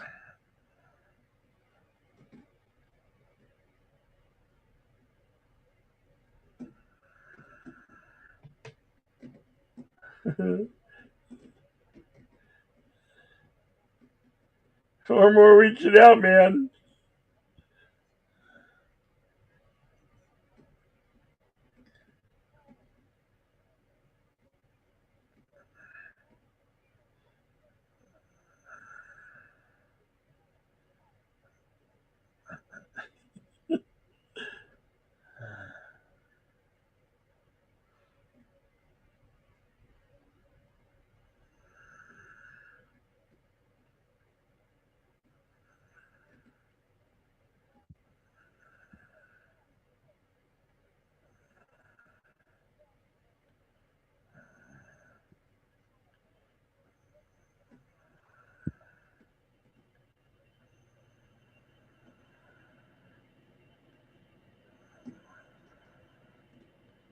Good idea.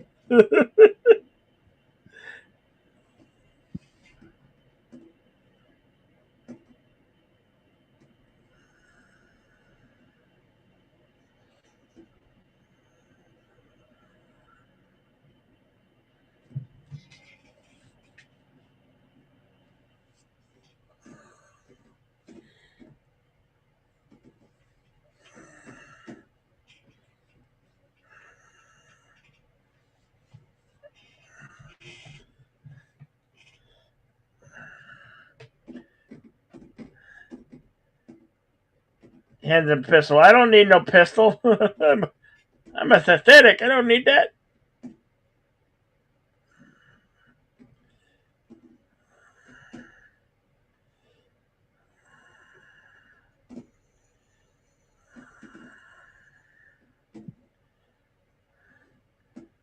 I have good news. They reused the pipe in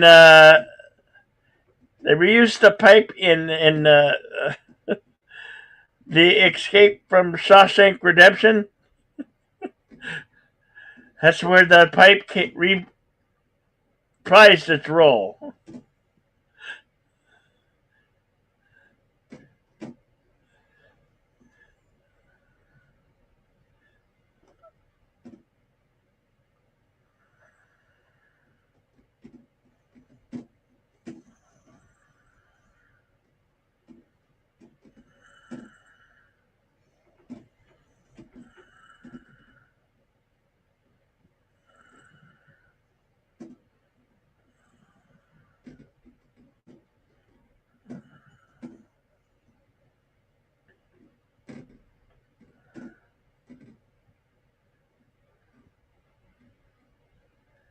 Sentry guns.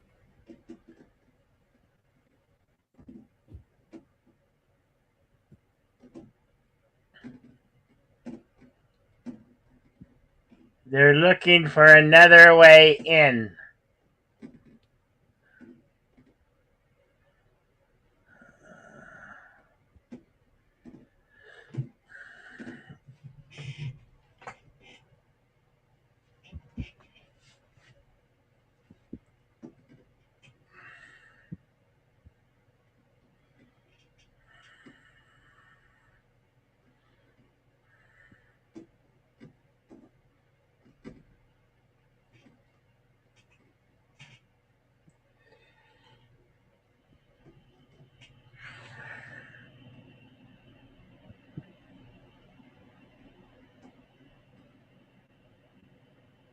Vámonos.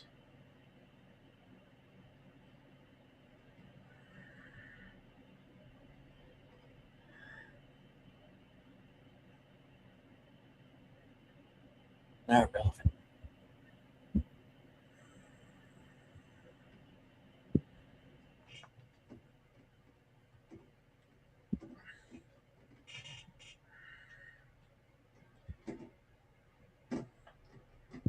I want to introduce you to my little friend here. Mm-hmm.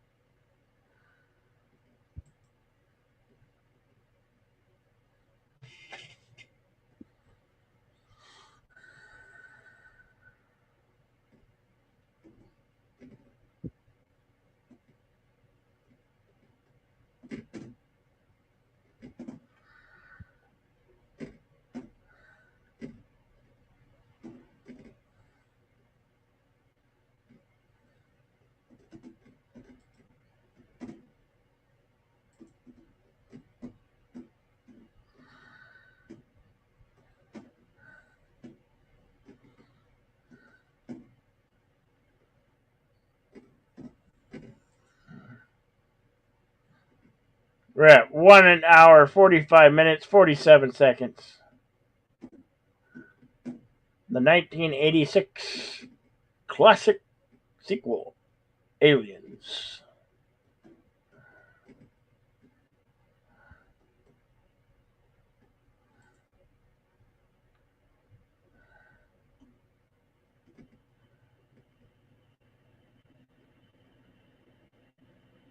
Oh, we missed Daniel Berry Sports Highlight dropped in and said hello, saying, "What's up? Happy Thursday, everybody."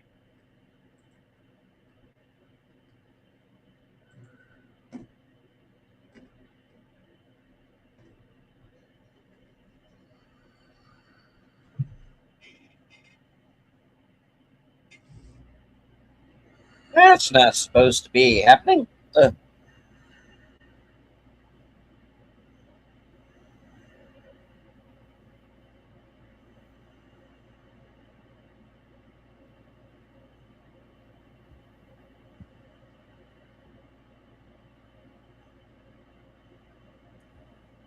Bishop's made it to their antenna array, basically, and is going to now remote pilot the shuttle back onto the planet so survivors can.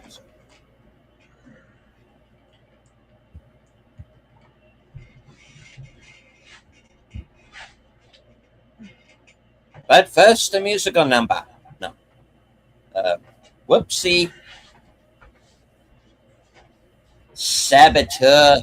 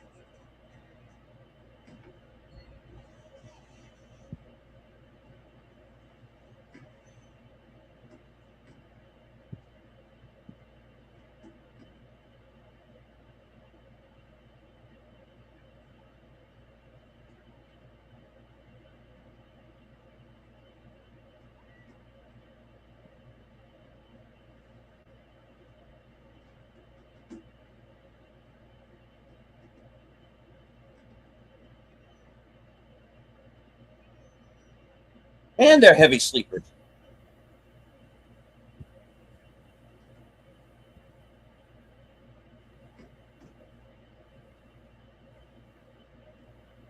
You dirty rat.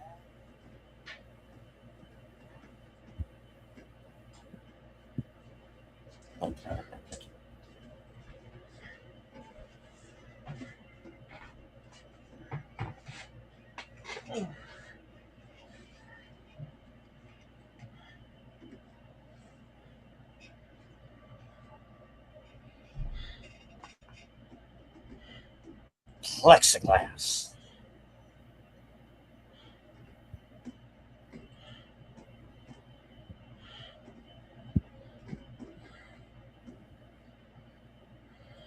We put that in so Mr. Musburger there doesn't fall down and squish the set. Wrong movie.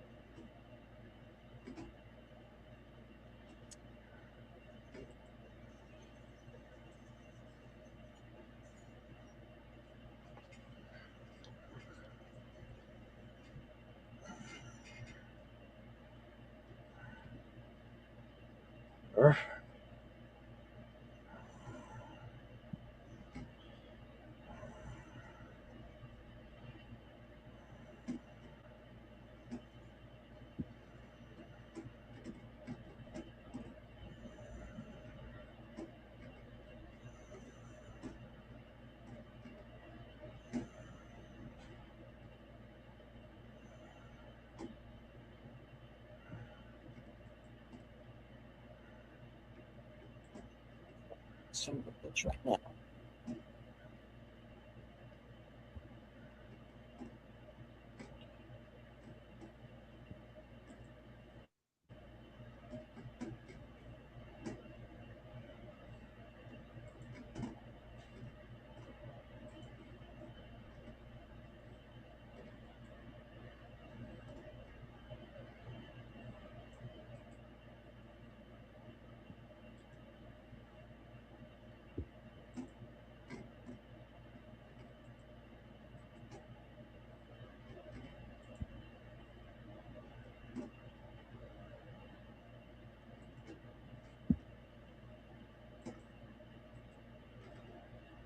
Meat, pal. Good dog, meat pal.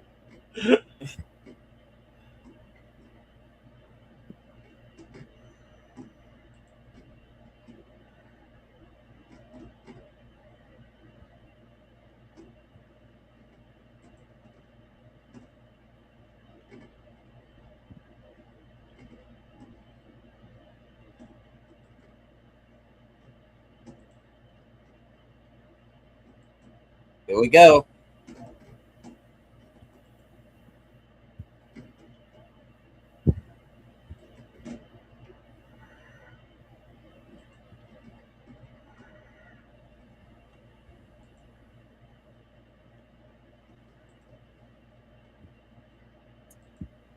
Welcome, Chris W. If it hasn't been buffering for me like at all, which is good. If it is for you, try refreshing. That usually clears it up.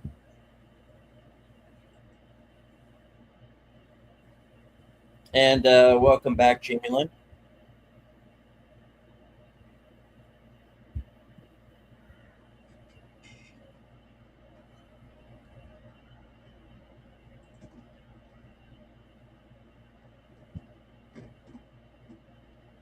They're in here.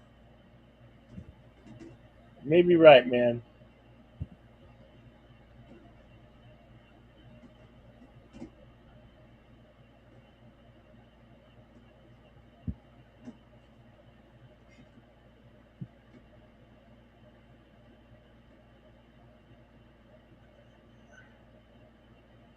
If there is any issues in Cosme, I will have to temporary pause it and reload. Yeah, because I can do that. So let me know. It's worked. So far, it's worked perfectly fine here for me. So. Okay, that's good.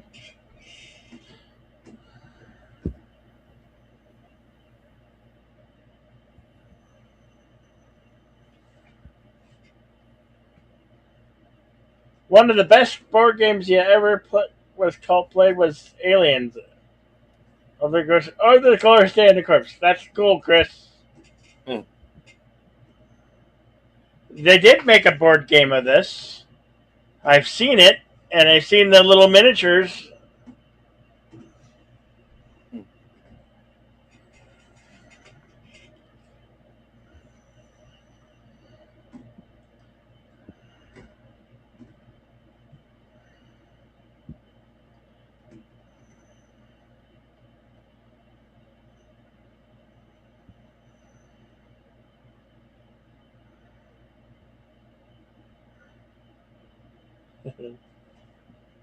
They're in the room, man.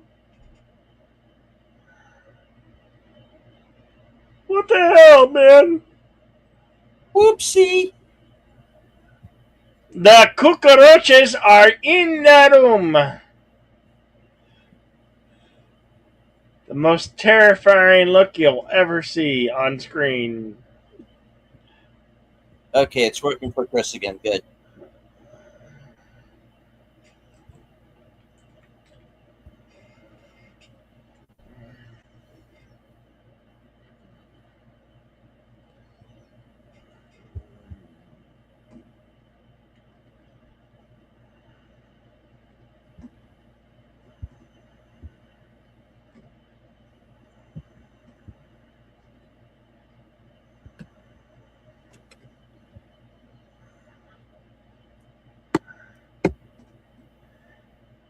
Yeah, sorry for you, Jennifer Lawrence.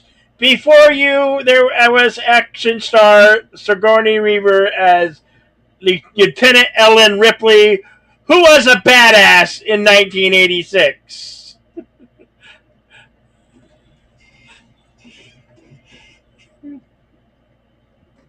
Yeah. Hudson's Last Stand. Hudson gets mad. Paxton just runs away with it. It's like, oh, you want some too? Oh, you want some of this?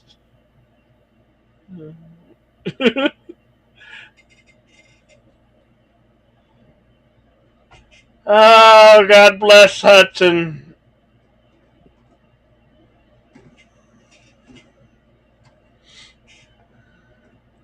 Hudson was a warrior at the end. He wasn't a whiny little bitch. He went out a warrior.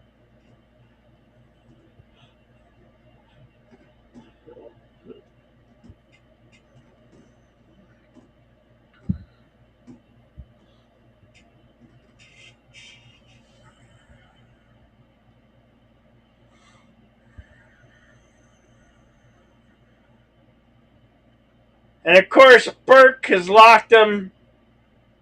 Gorman, damn you, Burke. Oh, but he gets his right here. Yeah, you're gonna be an alien bitch.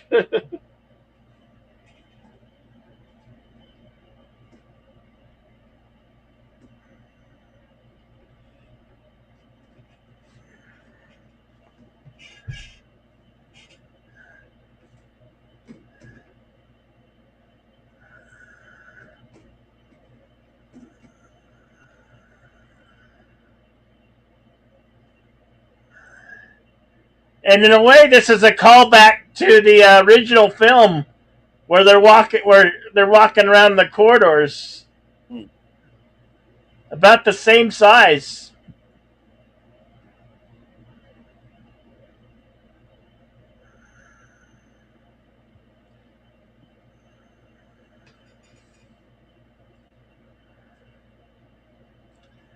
Straight ahead and left. A 16 minutes.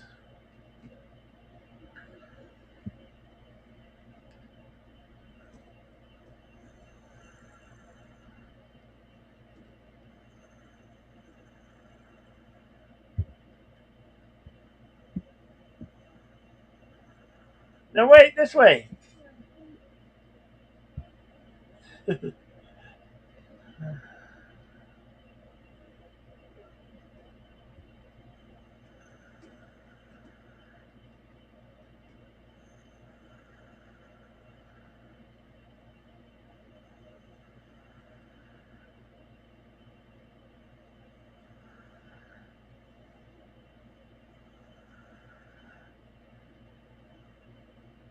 Vasquez relies to her sidearm, her AC 45 ACP.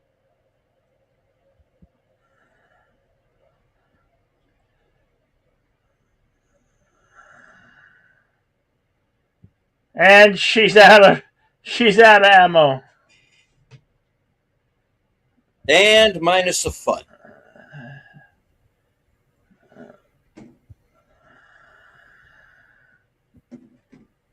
Okay, Gorman had his sidearm, which still had ammo.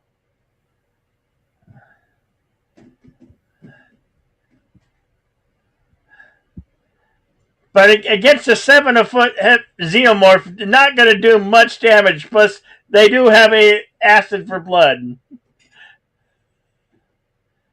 Gorman, you're really an asshole.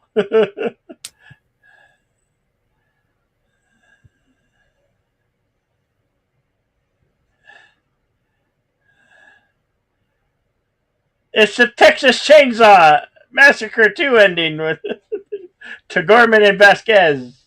Yeah.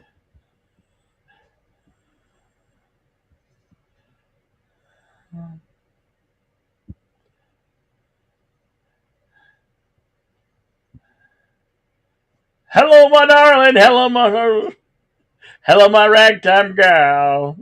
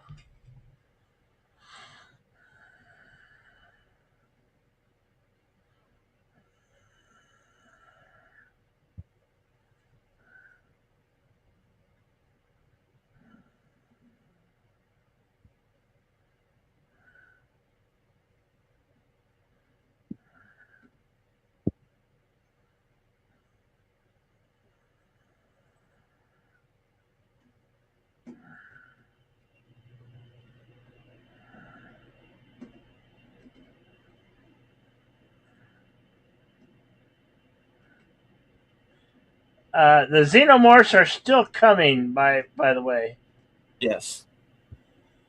they're still hot on their tail.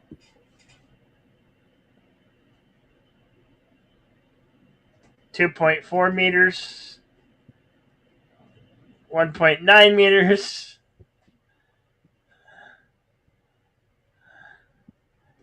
They're in the room.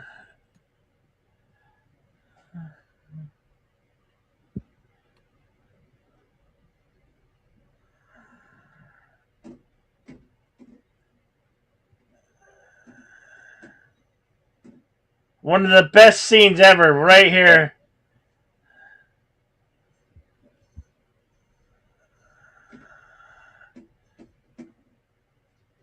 They have some great stills of that alien just popping up, taking Newt hostage to be. Casey!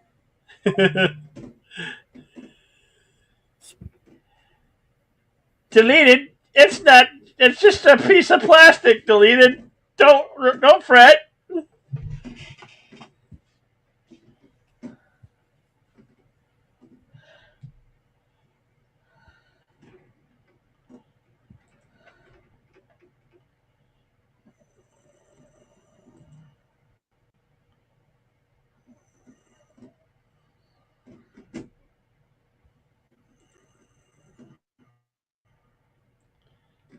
Our timestamp is 2 hours, 4 minutes, 36 seconds.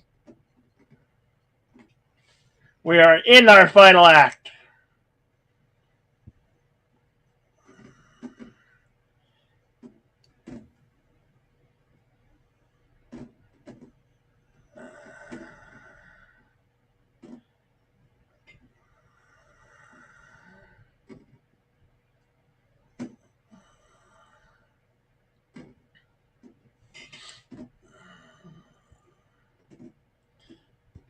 Uh, Once again, he's been carried around by a lady. This time, Ellen Ripley, not Sarah Connor. They had excuses both times. Yeah.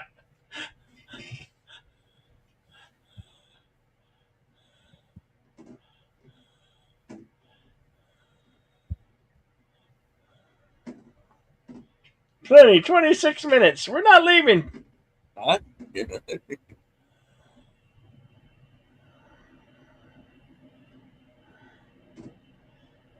Their ultimate plan was they wanted to nuke the site from orbit, but they don't have to do that because they've already ruptured the atmosphere processor. This is going to blow up, and it's going to be like a megaton nuclear explosion.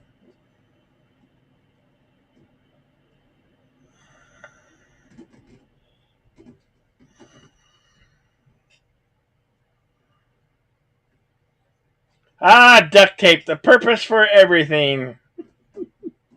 Can always fix anything with duct tape.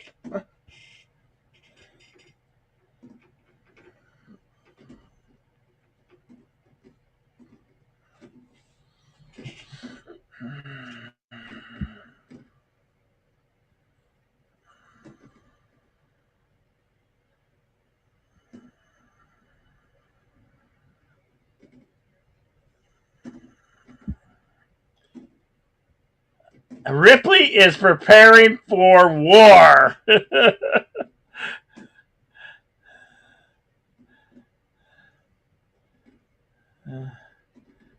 God bless Sigourney Weaver. She's now in her mid 70s, and in this role, she still kicks major ass. Sorry, Jennifer Lawrence or Hudson, whatever your name is. You weren't the first action star. Sigourney Weaver was.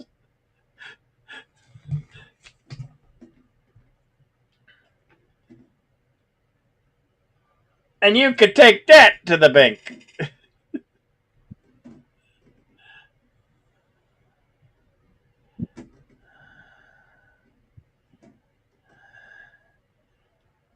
In aspect, the answer to that question, I can answer that one.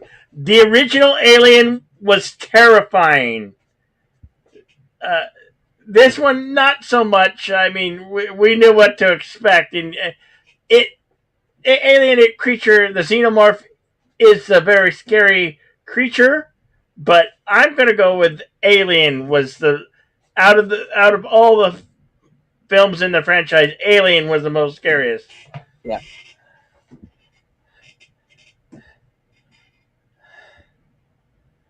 Because in the film Alien, it was just would pop out at you, and the way the camera movement that Ridley Scott did in that film.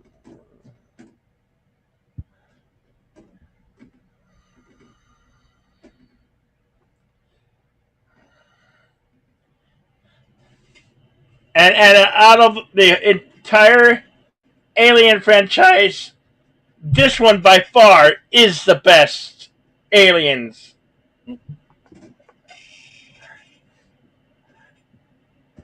My most favorite out of the entire franchise is this one.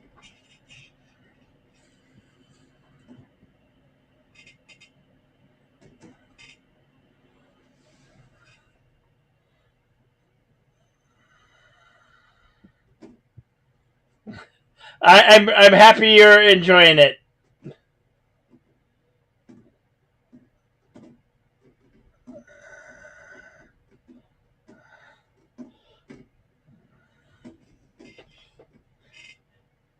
Out of monster creature design, xenomorphs are one of my favorite movie monsters.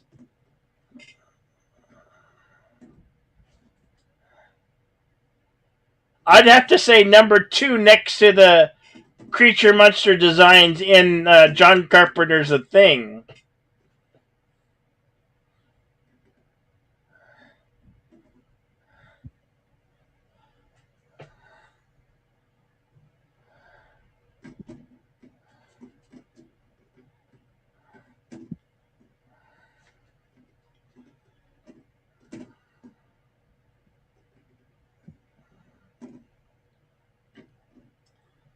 And out of all the xenomorphs in here, what we call the xenomorphs are called xenomorph warrior. Now there's warriors and there's drones, and my favorite one is the warriors. The drones not so much, but my favorite design is the warrior. The look of the warrior alien, the xenomorph warriors. All originally designed by HR or originated from HR Geiger's design, which some would say is too highly erotic. But you know, live that judgment up to yourself.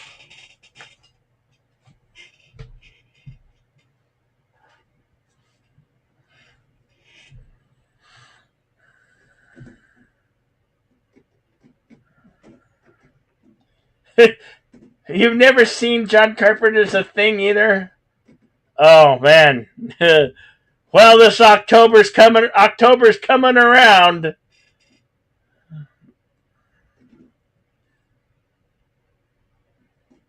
That moment that what's his name's head is it crawls away from his body and sprouts crab legs. And That's pure terror. Okay, that's pure terror incognite on screen. If you know what I'm talking about, deleted.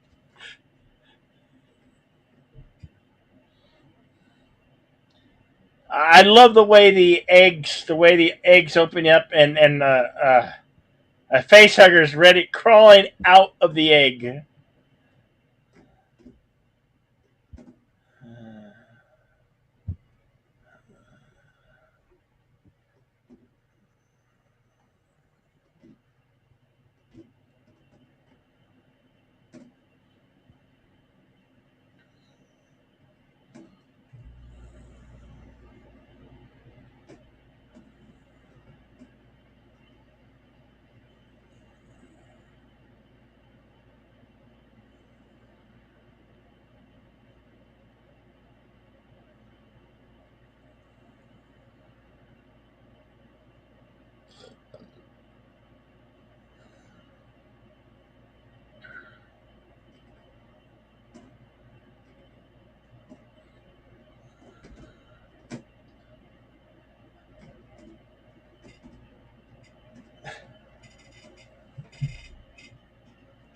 I love that um, Cameron went with the industrial look of the atmosphere processor versus the rest of the colony because it just looks so what's the word what's the word I'm looking for? I can't think of it. Help me out. sure. Industrial. Yeah.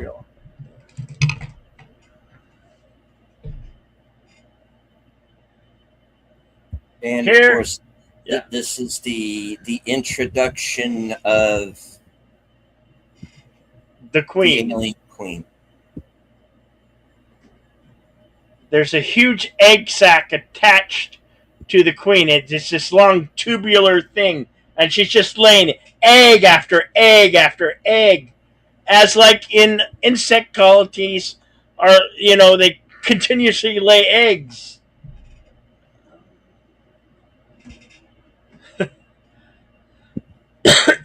There is a xenomorph problem because there's a problem with the queen that's just laying all these eggs. And the queen is one nasty, scary Yeah, critter. this was a full size puppet. Yeah, it took like six operators to operate. It stood very tall. Like it stood like 12 feet tall. It was huge.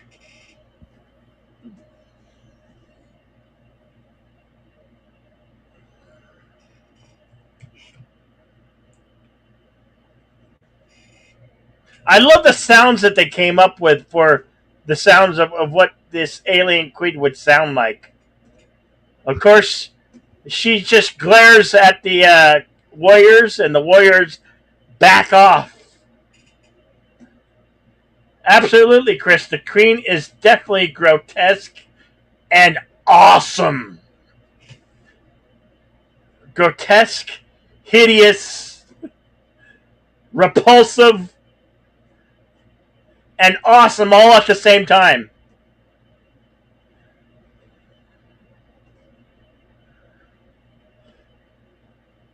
Stan Winston, Stan Winston Studios really did a great job.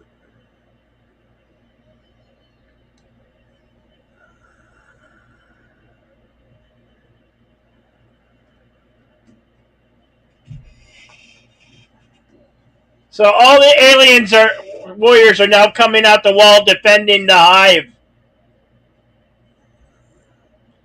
They're defending the queen and the rest of the offspring. And Ripley's just tearing away, being a badass.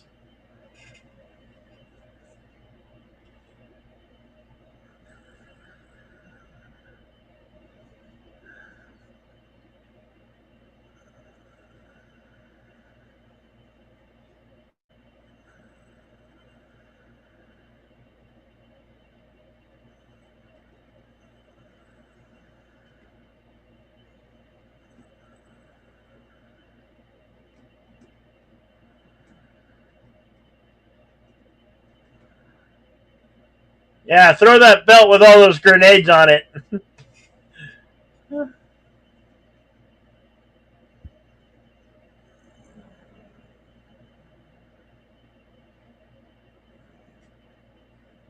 So now the queen is breaking free of the egg sac, and she stands like 12 feet tall. She's just huge. And the queen is hot on the tail of Ripley and Newt.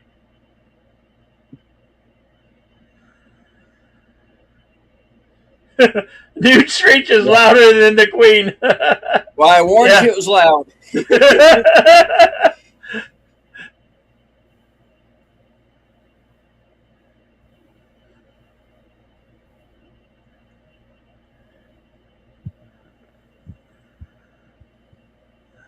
And of course, we have like a master computer just telling us you have a maximum time, 4 minutes to reach safe distance before your nuclear waste.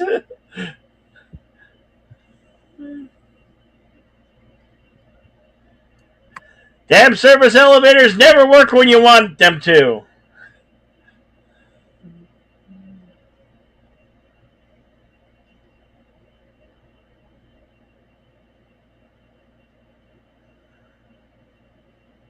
That's the thing. Stan Winston Studios and his genius people of creature design, they have become an industry standard. I mean, they went from making the Terminators to aliens and xenomorphs and all the dinosaurs in Jurassic Park films. That's what such a huge industry standard Stan Winston Studios and creators became, even after the passing of the late great Stan Winston.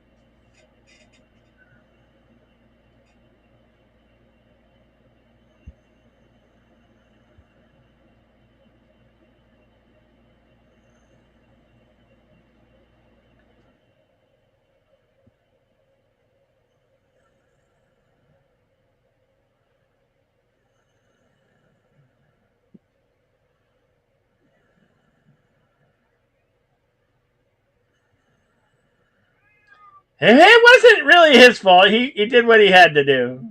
Yeah. And we'll find out why he had to leave.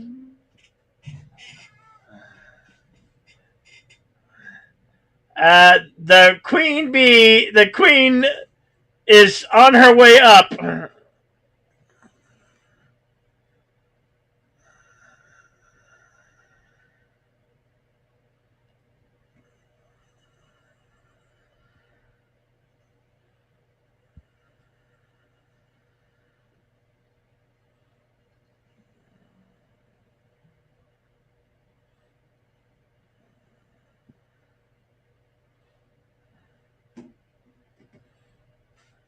Welcome to LV426, where all hell has breaking loose.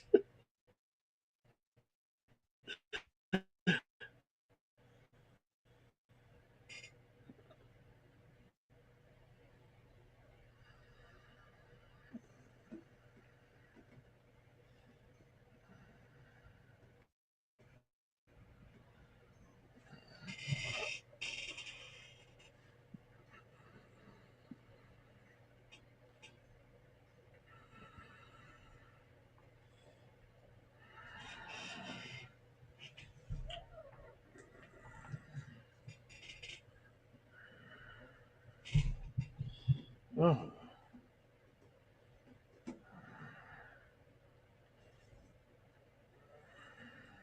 yeah.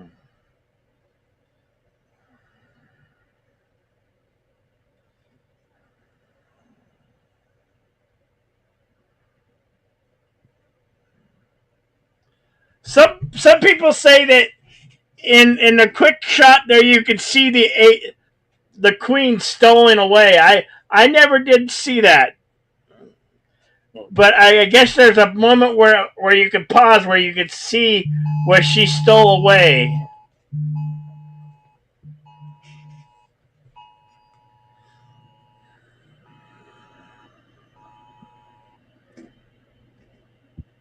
Oh, and one thing that I forgot to bring up was, like I said, there is one camera shot in the film where you see James Remar's Hicks, and I forgot to bring up when that was, and that was when they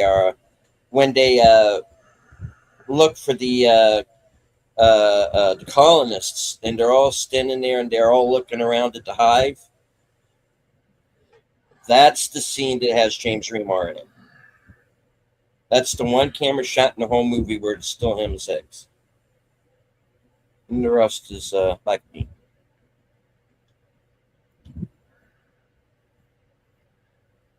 So here we have our survivors: Hicks, Corporal Hicks, and Newt, Rebecca, aka Rebecca.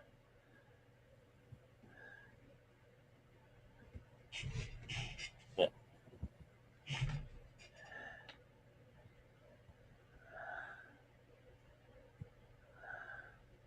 And then there were four. And here we get the reveal of the Whoops. stowaway. The stowaway, the Queen. The Queen hitched a ride. That smart bitch hitched a ride.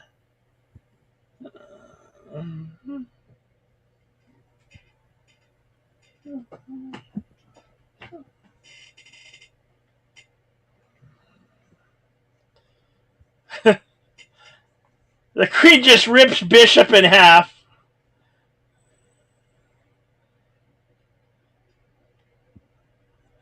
You didn't think getting away from me would be so easy, did you now?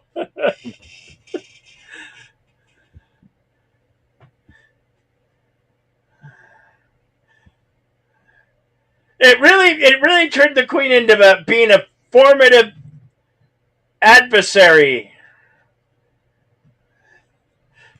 And now Ripley's just gotta outwit the thing.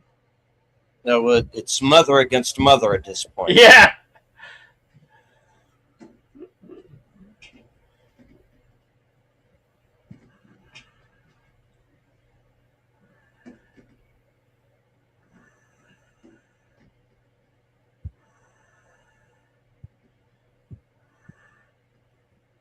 So the Queen realizes it can't get to Ripley right now, so it's gonna go after Newt.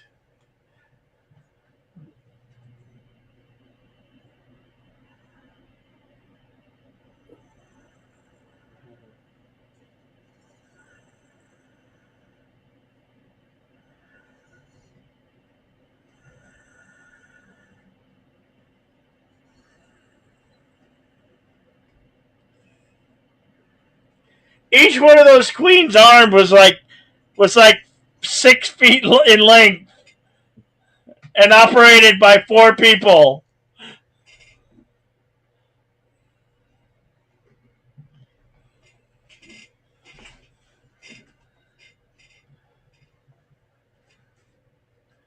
I love this line here. Get away from her, you bitch. Who does not love that line? I mean, if you haven't been quoting that line for the last 40 years, I don't know where you've been. You must have been living under a rock. Easily one of the most quotable lines in history.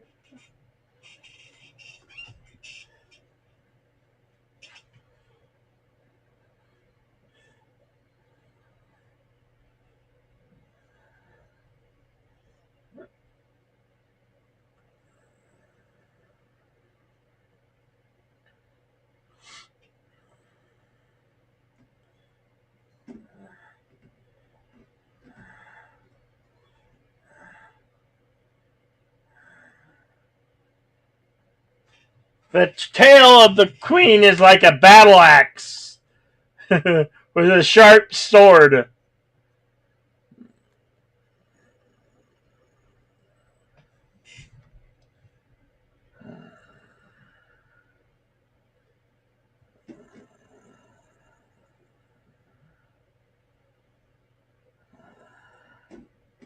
Oh no, I think they said the queen stood like 19 feet tall.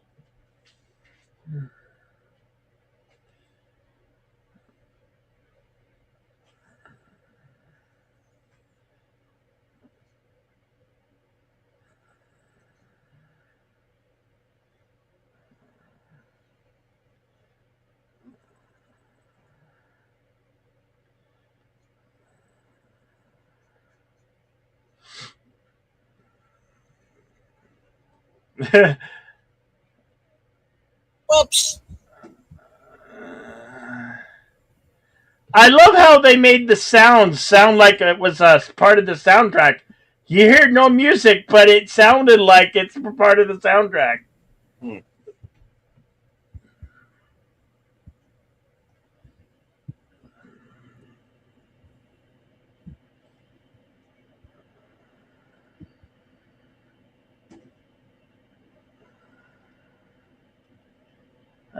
Ripley's getting ready to blow it out of the airlock.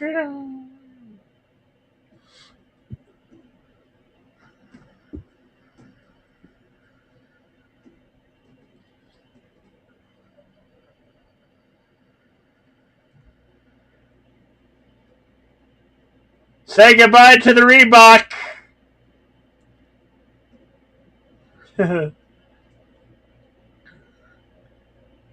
Bye bye, Reebok.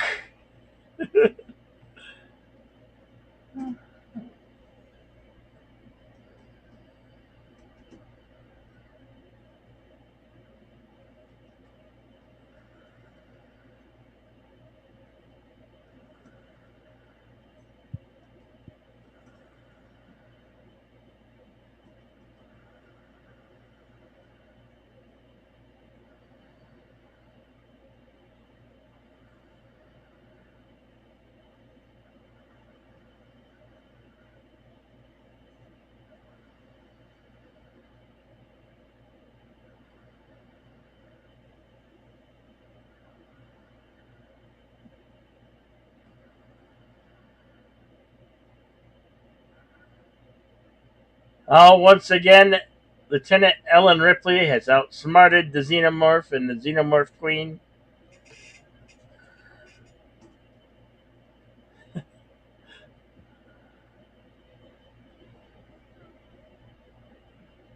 Now, I heard the word mommy. Now, I don't Mm-hmm. know if she, in that moment, she felt like Ellen was her mom, but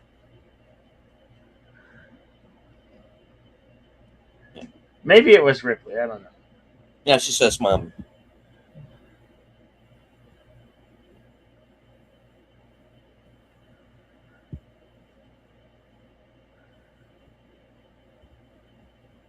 And how did they lift him into the thing exactly?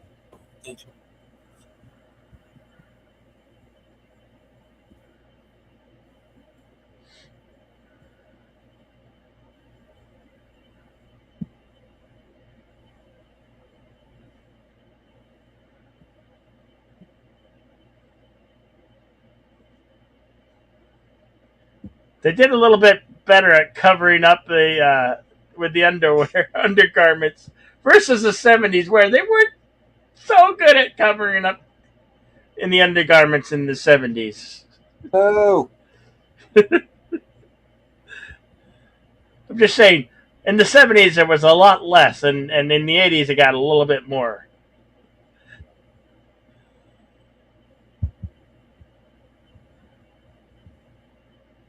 Hey, I like that rock dude from Project Hail Mary. That little rock dude was cool.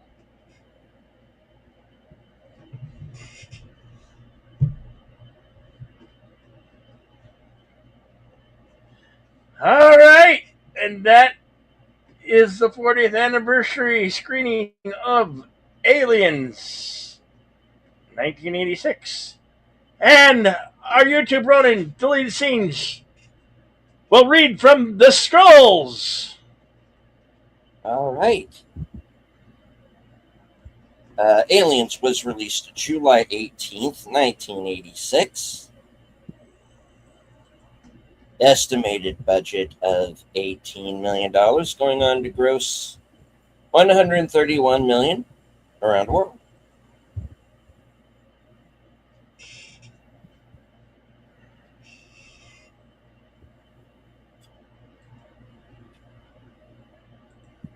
Was nominated for 7 Academy Awards.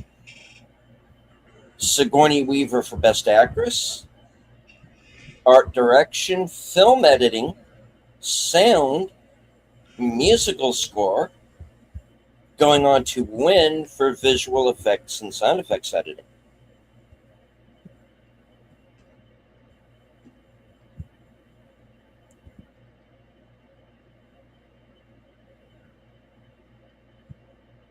Was nominated for 11 Saturn Awards. Nominees: Best Actor Michael Biehn, Best Makeup, Best Costumes. Going on to win Best Science Fiction Film. Supporting Actor for Bill Paxton, R.I.P. B. Pax. Actress for Sigourney Weaver. Screenplay. Director. Best Performance by a Young Actor for Carrie Henn. Supporting Actress for Jeanette Goldstein. And Visual Effects. Was nominated for 4 BAFTA Awards, winning for Visual Effects. Nominated for Production Design, Sound, and Makeup. Won the Hugo for Best Dramatic Presentation. Was nominated for 2 Jupiter Awards, Best International Film and Best Actress for Sigourney Weaver. Winning the Reader's Choice Award for Best Foreign Language Film at the Kinema Junper Awards. Won the Golden Reel Award for Sound Editing. Motion Picture Sound Editors. Carrie Henn was nominated for a Young Artist Award for a supporting role in a feature film, comedy, fantasy, or drama. Nominated at the for an Artios Award from the Casting Society. Sigourney Weaver was nominated for a Golden Globe, Best Actress in Drama.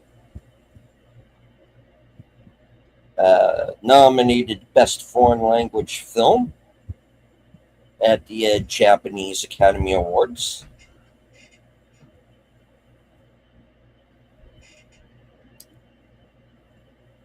Nominated, won the ASCAP Award, the ASCAP Film and Television Music Awards. Nominated from the Golden Schmoes for Best DVD and Blu-ray of the Year as part of the Alien Quadrilogy in 2003, which we brought up earlier in the show.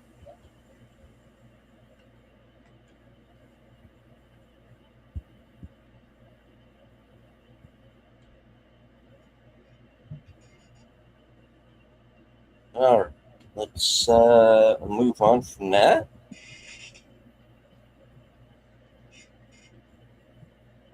Filming locations included the East Stage, Pinewood Studios, Iverheath, Buckinghamshire, England, for the medical lab, annex and operating room, loading platform, back projection of Jordan's tractor, operations room, corridor, main complex, landscape of atmospheric processing station, service tunnel and elevator, control operations, control block corridors, and medical wing, operation manager's office and medical wing, lower levels of main complex, colony operations room, freight elevator, and a main concourse.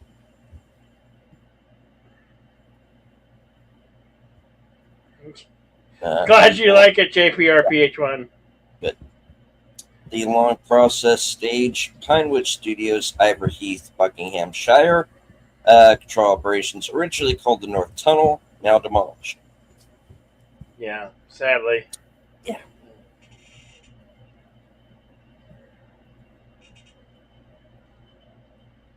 D Stage, Pinewood Studios, Cargo Locket Sulaco, Cargo Locket Dropship 2, Interior Dropship 2 in the Dark Chamber. L Stage, Pinewood Studios, Ripley's Apartment, Hospital Room, Newton Ripley Fall Down the Chute, Freight Elevator, Interior to Narcissus, Newt's Nest, Egg Chamber, Cockpit of Dropships 1 and 2, and Bishop in the Conduit Shaft.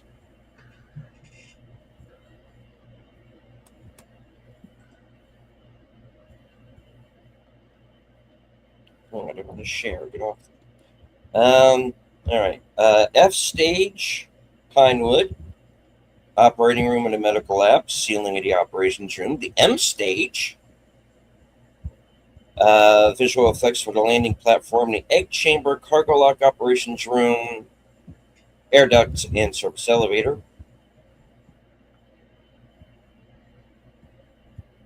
The Acton Lane Power Station, Acton Lane, Acton, London, England. Exterior of the Atmosphere Processing Station.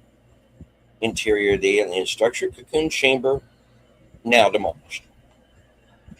And of course, the Albert R. Broccoli 007 stage at Pinewood for the Sulaco Cargo Bay.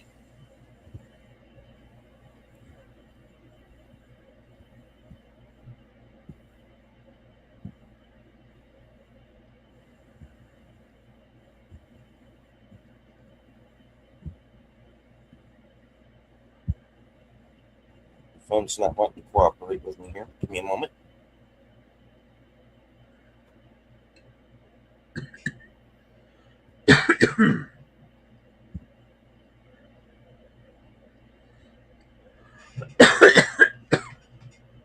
Bless you. All right, on to the trivia, hopefully. All right, we're not going to get through all these tonight. No. Okay. The title of Alien in Hungarian was The Eighth Passenger Death. Consequently, the title of this film was the name of the planet Death.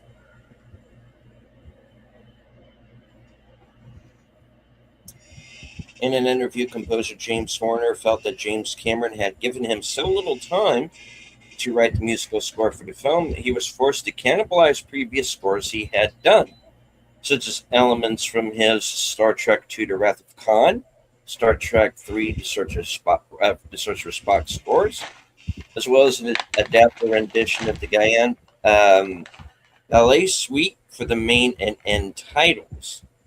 Horner stated that the tensions with Cameron were so high during post-production that he assumed they would never work together again.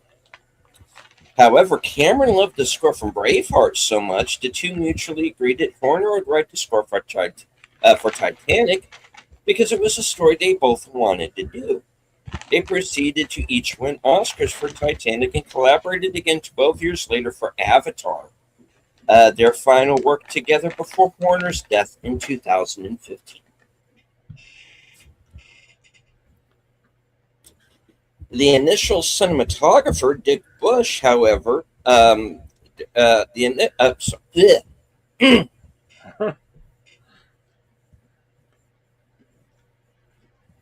me try that again. The initial cinematographer was Dick Bush. Don't laugh. It's the guy's actual name. However, director James Cameron fired him a month into the production because he wasn't satisfied with Bush's lighting, and the two men reportedly hated working with each other. Cameron then tried to hire Derek Van Lint, the director of photography of the original film.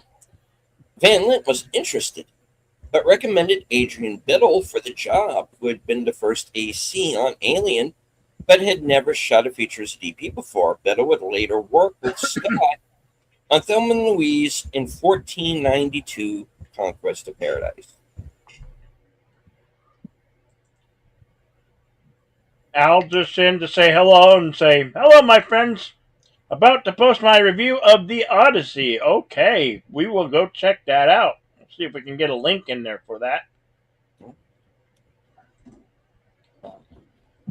Thank you, Big Al.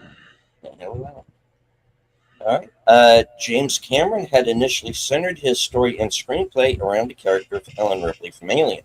He was dismayed to learn that not only had Sigourney Weaver never signed on for a sequel, she had not been contacted yet to reprise the role. When Cameron finally contacted her himself and gave her the script, Weaver showed interest, but the studio objected against her increased salary demands as she had become a bankable star in the meanwhile. The difficulties surrounding her contract negotiations were such that Cameron and Gillian Hurd, recently married, announced that if the deal was not done by the time they got back from their honeymoon, they were out.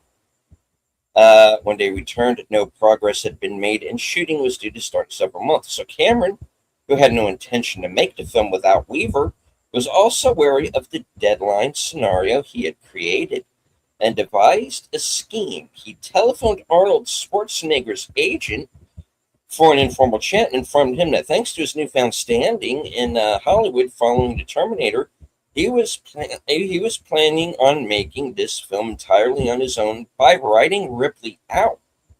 As Cameron anticipated, Schwarzenegger's agent immediately relayed the information to his colleague representing Weaver at ICM, who in turn contacted 20th Century Fox head of production Lawrence Gordon. Both men determined that under no circumstances whatsoever would Ripley be written out. Wasted no time in sealing Weaver's deal. Cameron later expressed his relief that the bluff worked out, because if it hadn't, the film would most likely have been canceled altogether. Having hired James Cameron to write the screenplay, Gordon did the unthinkable, and Cameron left the production to direct Terminator. Fox agreed to wait for Cameron to become available again and finish the screenplay, with an option to direct if the Terminator turned out well. He showed talent as a director. Due to other engagements, Cameron had only completed 90 pages at that stage, but Gordon loved what he had written so far, saying that, quote, "In this business, there are those decisions you agonize and lose sleep over, but this was so obvious it was a no-brainer. Everything about him spelled right guy." The Alien Nest set was kept intact after filming. It was later used as the Axis chemical set for Batman. When the Batman crew first entered this set, they found most of the alien nest still intact. Cameron had several designers come up with the ideas for the drop ship that took the Marines from the Sulaco to the planet. Design after design, he finally gave up on them to come up with one that he liked and constructed his own dropship out of a model of an Apache helicopter and other spare model pieces. The resulting design has the hallmarks of a military helicopter used to deploy troops to maintain the parallels with the Vietnam War. Like most films, the movie wasn't shot in sequence, but for added realism, Cameron filmed the scene where we first meet the Colonial Marines when the early scenes last. This is so that the camaraderie of the Marines was realistic because the actors had spent months filming together. There was talk of bringing Swiss artist H.R. Giger, the designer of the original alien creature, back for the second movie to do more design work. But Cameron had decided against it, as Giger was still working on Poltergeist 2: The Other Side, and Cameron had already hired Ron Cobb and Sid Mead for the futuristic buildings and crafts. Furthermore, there was only one major creature design to be done, that of the Alien Queen, of which Cameron had already made some drawings. Cameron later admitted he had considered asking Giger, but feared the eccentric artist would be overwhelming and difficult to work with. When Cameron later heard that Giger had expressed some irritation about not being asked back, he wrote him a letter of apology. Despite his disappointment about not being invited to return, Giger still called the film's designs and executions beautifully done. Hold on, just off my screen, damn it. No. All right, Just hold on. no worries.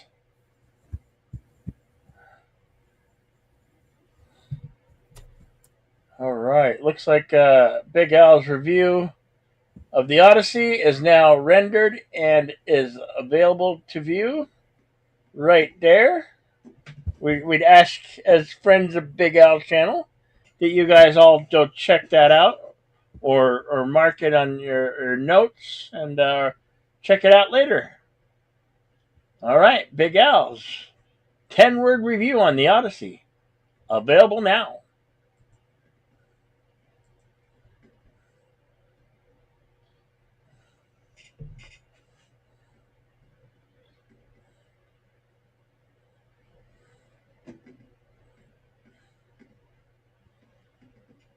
We got more Right. Yeah, we got scrolls more. coming.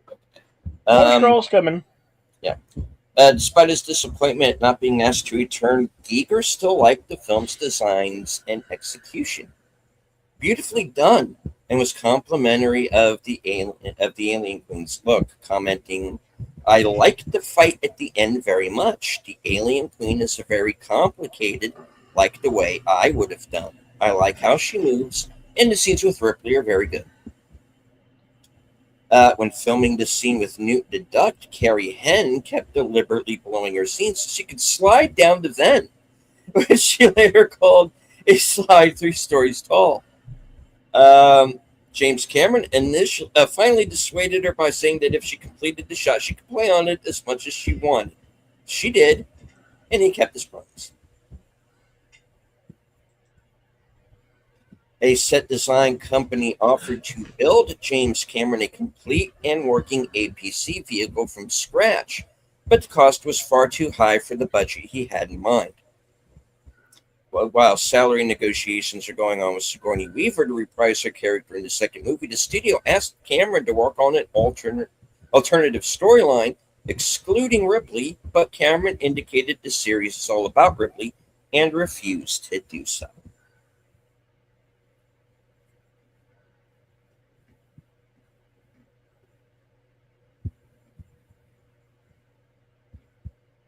Director trademark. Feet.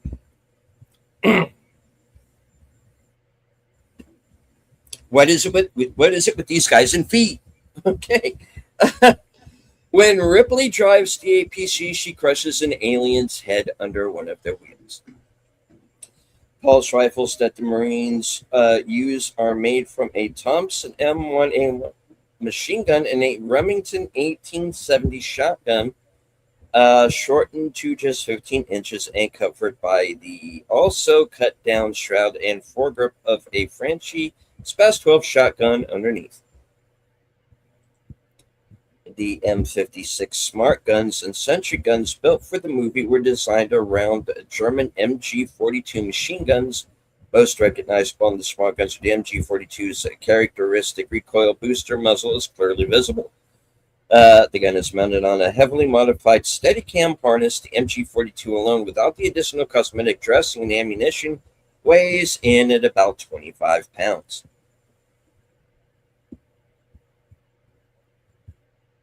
The helmets the Marines wear are modified M1 ballistic helmets.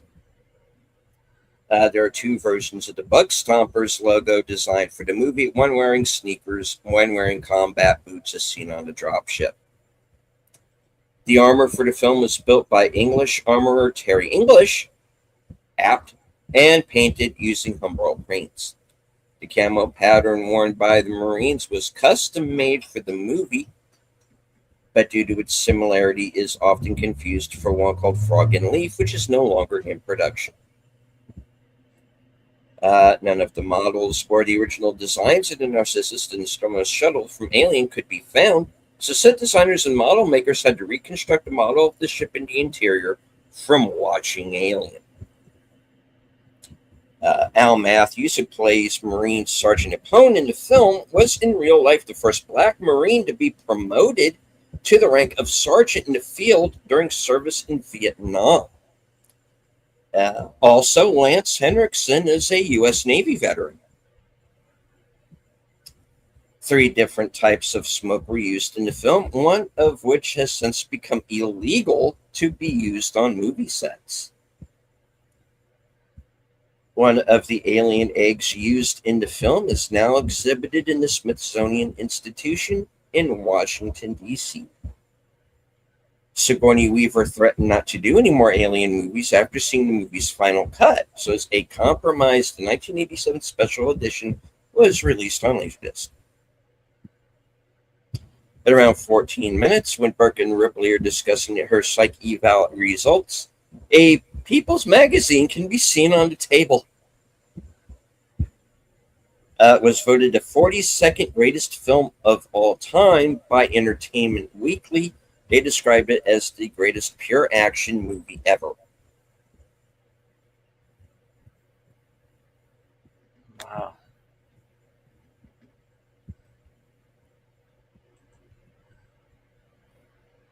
Okay.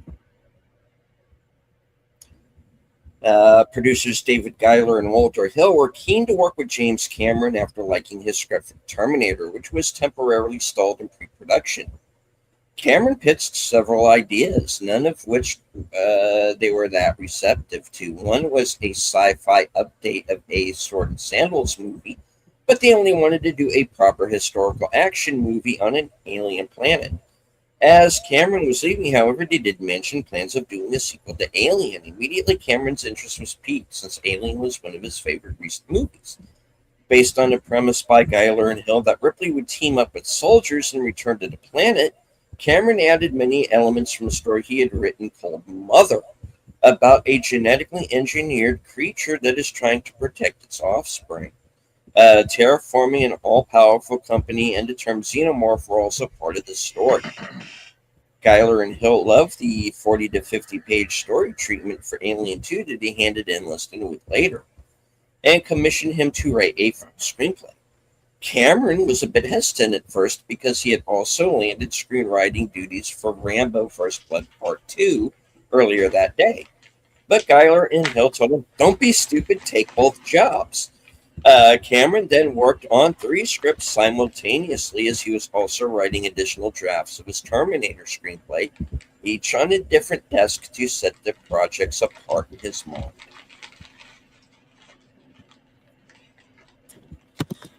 Okay. This one is a bit lengthy, folks. Okay. All right. Give me a moment here.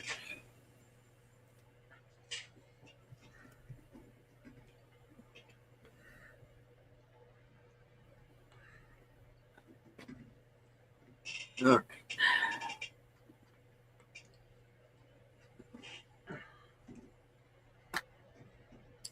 All right. According to director Cameron and producer Gallion Heard, most British crew members, with the exception of some of the art department people and production designer Peter Lamont, approached the job as, quote, factory work, with little love for the art of filmmaking, calling them time card punchers, who got aggravated with the 12 to 14-hour days. They also mentioned frequent disagreements with Derek Cracknell, the film's assistant director, well respected among the crew as he had been the AD for Stanley Kubrick and on several James Bond films, who continuously questioned Cameron's decisions, reversed his orders, and was openly antagonistic towards him. He and the crew frequently called Cameron Governor, Grizzly Adams due to his beard, or the Yank, despite the fact that Cameron is Canadian, and were overtly sexist to Heard. However, some insiders claim that most of these classes were due to Cameron and Heard's inexperience both as filmmakers and with English culture. Term Grizzly Adams and the sexist innuendos could have been meant as light-hearted jokes, as Cameron and Heard took exception to. And the term governor or gov, short for governor, means boss and is a sign of respect in British and English, useless. Ironically, also Cracknell's job as AD was to assist the director and offer logical advice and options when filming. He felt infinitely more experienced than Cameron at that point, who had only done the Terminator and was essentially a low budget, which was essentially a low budget indie film made for a small studio. Additionally, the crew claimed that their working hours were not honored. Pinewood Studios provided its own crew at the time, and British crews have standard union contracts, which entitled them to breaks during the day and finishing at a set time unless overtime had been agreed on in advance. But Cameron did not respect these rights. Ultimately, on set feuds between Cameron Hurd Cracknell and director of photography Dick Bush caused the production to fall behind schedule, prompting Hurd to fire Cracknell and Bush. This briefly instigated an unexpected mass strike from the rest of the crew, and other crew quickly available. There was serious doubt as to whether the film would make it to completion. Cameron briefly considered moving the production out of England, but this would have meant the end of his career, as 20th Century Fox had already spent millions on the studio space and sets. Fortunately, the mutiny was quickly resolved when Sigourney Weaver, who had an English mother and was well respected by both groups, negotiated a truce. A meeting was set up where Cameron apologized for being so harsh, but also convinced the crew of the importance of his work, and promised to respect their rights to breaks and set working hours. This cleared the air and allowed the crew to work together enough at least to finish the movie, you fucking limeys. I'm sorry, did I say that? Did you? I don't know. I don't know. Yeah, I said some stuff, but anyway. Like Jerry Goldsmith before him on Alien, composer James Horner wasn't particularly happy with the treatment of his score for the film, despite receiving his first Oscar nomination. He delivered a finished score, which didn't sit well with the edited film. Because Horner was unavailable, he was working on another film at the time. Cameron had to heavily chop up the score to fit his edit and use music from Goldsmith's Alien score in some places. A deluxe edition soundtrack of Horner's original score has since been released by Varese Sarabande. Michael Biehn, who had enjoyed working with director Cameron on The Terminator, was aware of Cameron's Aliens and had actually been campaigning to play Corporal Hicks, but learned that Cameron had already cast James Remar in the role because he wanted to work with different people so early in his career. Biehn was slightly disappointed but didn't worry about it and focused on other work, until he got a call on a Friday night from producer Gail Ann Hurd asking him to take over from Remar, who had been arrested for drug possession on Friday. Biehn was in London to start filming the following Monday. Cameron and Hurd later said that Biehn brought a humanity to Hicks that they felt was lacking from Remar's performance. Coincidentally, a similar situation had happened to John Hurt when he was cast as Kane in Alien. Hurt was considered for the role but was unavailable, so John Finch was cast. When Finch dropped out due to illness, Hurt, whose schedule had cleared up, was offered the role over the weekend and started filming the next Monday.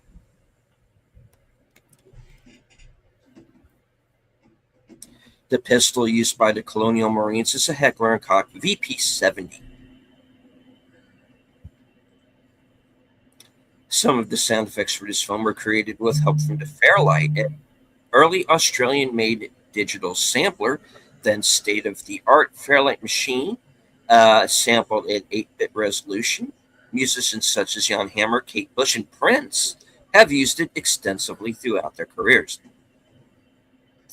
At around 90 minutes in the extended version, Sentry guns are of the UA-571 model as viewed on their laptop management console. Funny enough, Bill Paxton appeared as Lieutenant Commander Mike Dahlgren in the submarine movie U-571.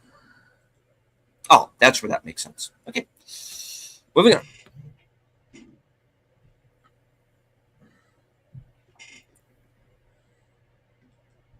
The space station above Earth is called Gateway, a possible reference to Frederik Pohl's Gateway novels, a sci-fi classic.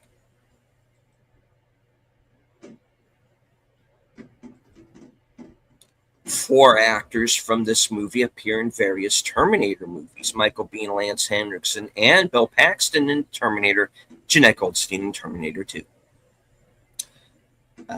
Stephen Lang auditioned for the roles of Carter Burke and Corporal Hicks. Hicks was eventually played by Michael Biehn. Lang would later play the villain Miles Quaritch in Avatar, also directed by Cameron. Par of Cards was originally intended for Michael Biehn, but since Sigourney Weaver had already been cast, they wanted to prevent Avatar from looking like an Aliens reunion.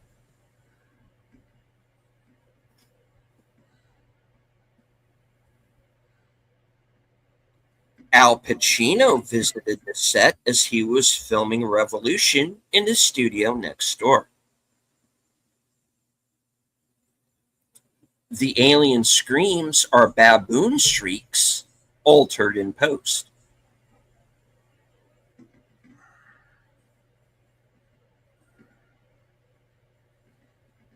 Lance Henriksen had previously pledged to quit acting if this part didn't work out for him after years of journeyman roles. It proved to be one of his most successful films.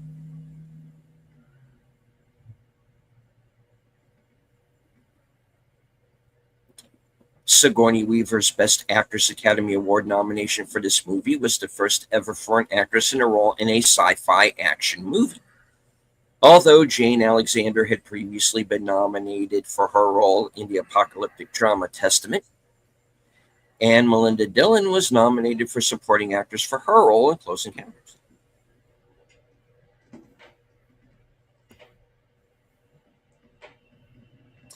The studio was puzzled by Cameron's condition that Gail Ann Hurd be producer on the film, initially thinking that he only wanted her around because they're romantically involved. However, Cameron had also had a long-time creative partnership with Hurd. She had been instrumental in getting the Terminator made. They married during pre-production, and their marriage lasted 4 years. By the time they started work on their next project, The Abyss, they were separated.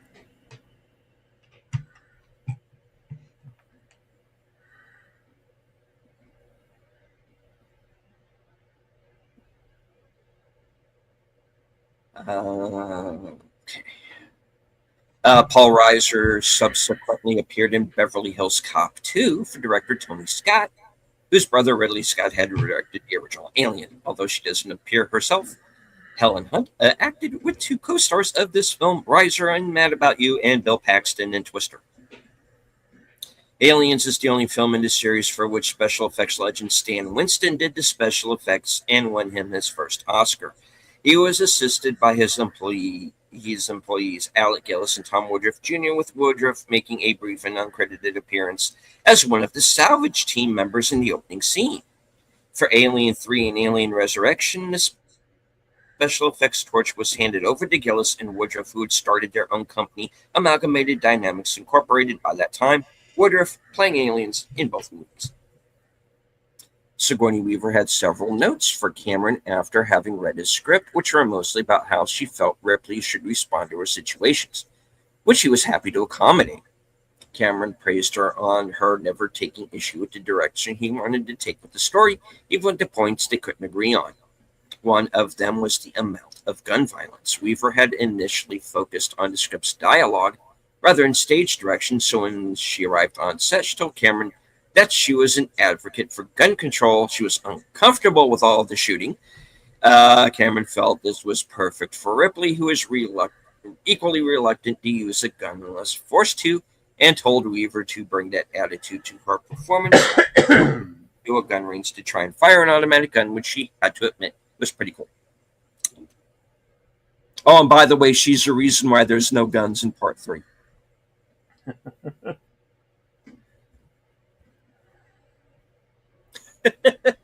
At the film's premiere, Paul Reiser's sister physically struck him because his character Burke was so contemptible.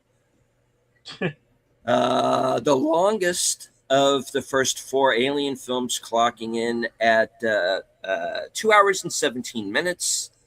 Even if the special editions of all the films are considered, this record still stands, the longer version of Aliens being 2 hours and 34 minutes.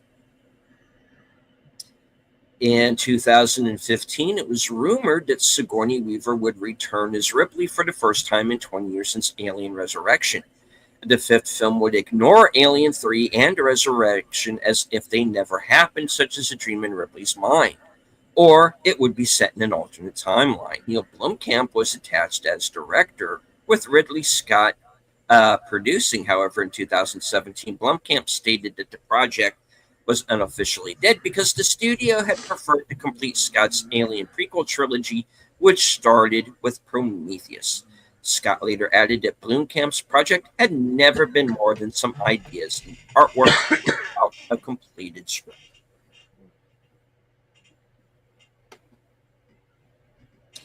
The original planetoid from Alien never got named in that film, although the script referred to it as Archeron. The screenplay of Aliens also used the name Archeron, but refers to Weyland-Yutani's technical name for it, LV-426. In dialogue, LV-426 may refer to the Holy Bible. Leviticus 4:26, God to Moses, he shall burn all the fat on the altar as he burned the fat of the fellowship offering. In his way, the priest will make atonement for the leader's sin, and he will be forgiven. Or Proverbs 4:26, give careful thought to the paths of your feet and be steadfast in all your ways. Also, to commemorate the 30th anniversary edition of Aliens, 20th Century Fox celebrated the first inaugural Alien Day on April 26, or 4/26, in 2016, in reference to the planetoid's name. Bill Paxton continuously apologized to Carrie Henn throughout filming every time Hudson had to swear in front of her. Henn later admitted that she didn't mind, mainly because she really didn't know what any of the words meant. Years later, during cast reunions, Henn had grown up so much that Paxton didn't recognize her at first. Michael Biehn later said that he almost never got to play heroic characters like Hicks, saying that people who look at him must see something wicked in his eyes and assume there's something wrong with him. Coincidence or not, in The Abyss is next one with James Cameron, he was cast as the villain. But is he really? Think about it. All right. That's for another discussion. Yeah. There's a lot more. It's all on IMDb Pro. Feel free to look it up. I will read a couple of quick ones here. William Hope, who played Lieutenant Gorman, voiced Dr. Groves in the 2010 video game Aliens vs. Predator, and Marshall Waits in Alien Isolation. Coincidentally, Gorman's incompetence there traits to Waits' character. He also provided the voice acting for the Predator characters Alien vs. Predator 2 and CR Aliens vs. Predator. He also recorded voice work for T. Shannon in Aliens Colonial Marines, but ultimately the character did not appear in the final game. William Gibson's unproduced draft for Alien 3 features a scene where one of the main characters goes to Gorman's belongings aboard the Sulaco, including a photograph that reveals that Gorman had a wife or girlfriend. One of the pulse rifles used in the film is on display at the Royal Armouries Museum in Leeds, England. Like I said, there's a lot more. We're not going to be able to get them through all of them tonight. Go on IMDb, check out my page there, and we're going to go ahead and close up the scrolls for this evening. All right. Cool. We have our film for next week. At this time, Indiana Jones and the Temple of Doom will be next week at its regular time, Action Theater, 2:30 Mountain Pacific Standard Time, 4:30 Eastern. You're welcome, Connie Clary. And I'll have to figure out something for Western cinema. I haven't got that figured out yet. Okay. But I'll come up with something. Yep. They posted. All right. As for myself, Even though I do not have the link up just yet, in just over an hour, you can join me for our coming attraction, where you can find out what I'm going to be doing in the next week, up to and including my appearance Saturday night on Films with Friends, hosted by our friend Big Al Presents. Doing one of my favorites, yes, the Time Bandits. Time Bandits. Terry Gilliam. Terry Gilliam. Mm-hmm. Kind of like my last name, but not exactly. Yep. No relations. No relation. That'll be that's going to be 10 p.m. Eastern, Saturday night. Sean Connery plays the king. Mm-hmm. Agamemnon. Mm-hmm. Which is from the Agamemnon was in the Odyssey and Helen of Troy. Two different characters. Yes. I definitely liked Sean Connery's portrayal of Agamemnon in Time Bandits. Wasn't such a hateful, spiteful king in his portrayal of Agamemnon in the Time Bandits.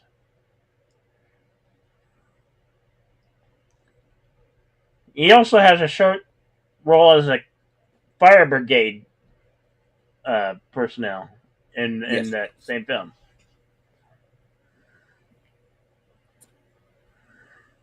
Ever thought of doing Brazil? I've never actually seen it, so I'm down for it. But that's up to Bill. I also know there are like two different versions of that film as well, so we'd have to decide which one would be the best to do. Yeah, I don't know if I've ever watched that all the way through. To be honest, it was just too out there. I tried, several times, but like it is, yeah. Couldn't get into it because of the bizarreness of it. All right. Well, thank you all for coming. I'm glad you've enjoyed it. I'm glad it worked. Yeah. Stay tuned. I will find something between now and then for Western Cinema Presents. Or maybe we'll just take a break this week. I don't know. I'll search but stay posted. Thank you all for coming. We really, really appreciate you guys, and thank you all for being here. As I always say, be excellent to one another, party on, and we'll see you at the next one. All right. As for myself, I would like to thank everyone who joined us here, both in the live chats here on YouTube, StreamYard, and Cosme. And I know that at least at one point during the show, we did have over 100 people watching. So thank you all very much. And for those of you who are first timers, I know there were a couple in the chat. I hope that you enjoyed the show, enjoyed the film. And as I always say at the end of every broadcast from HQ, and all points north, south, east, west, and beyond, good night. Take care. Stay strong. Be safe and healthy. Stay frosty, because this is how we win.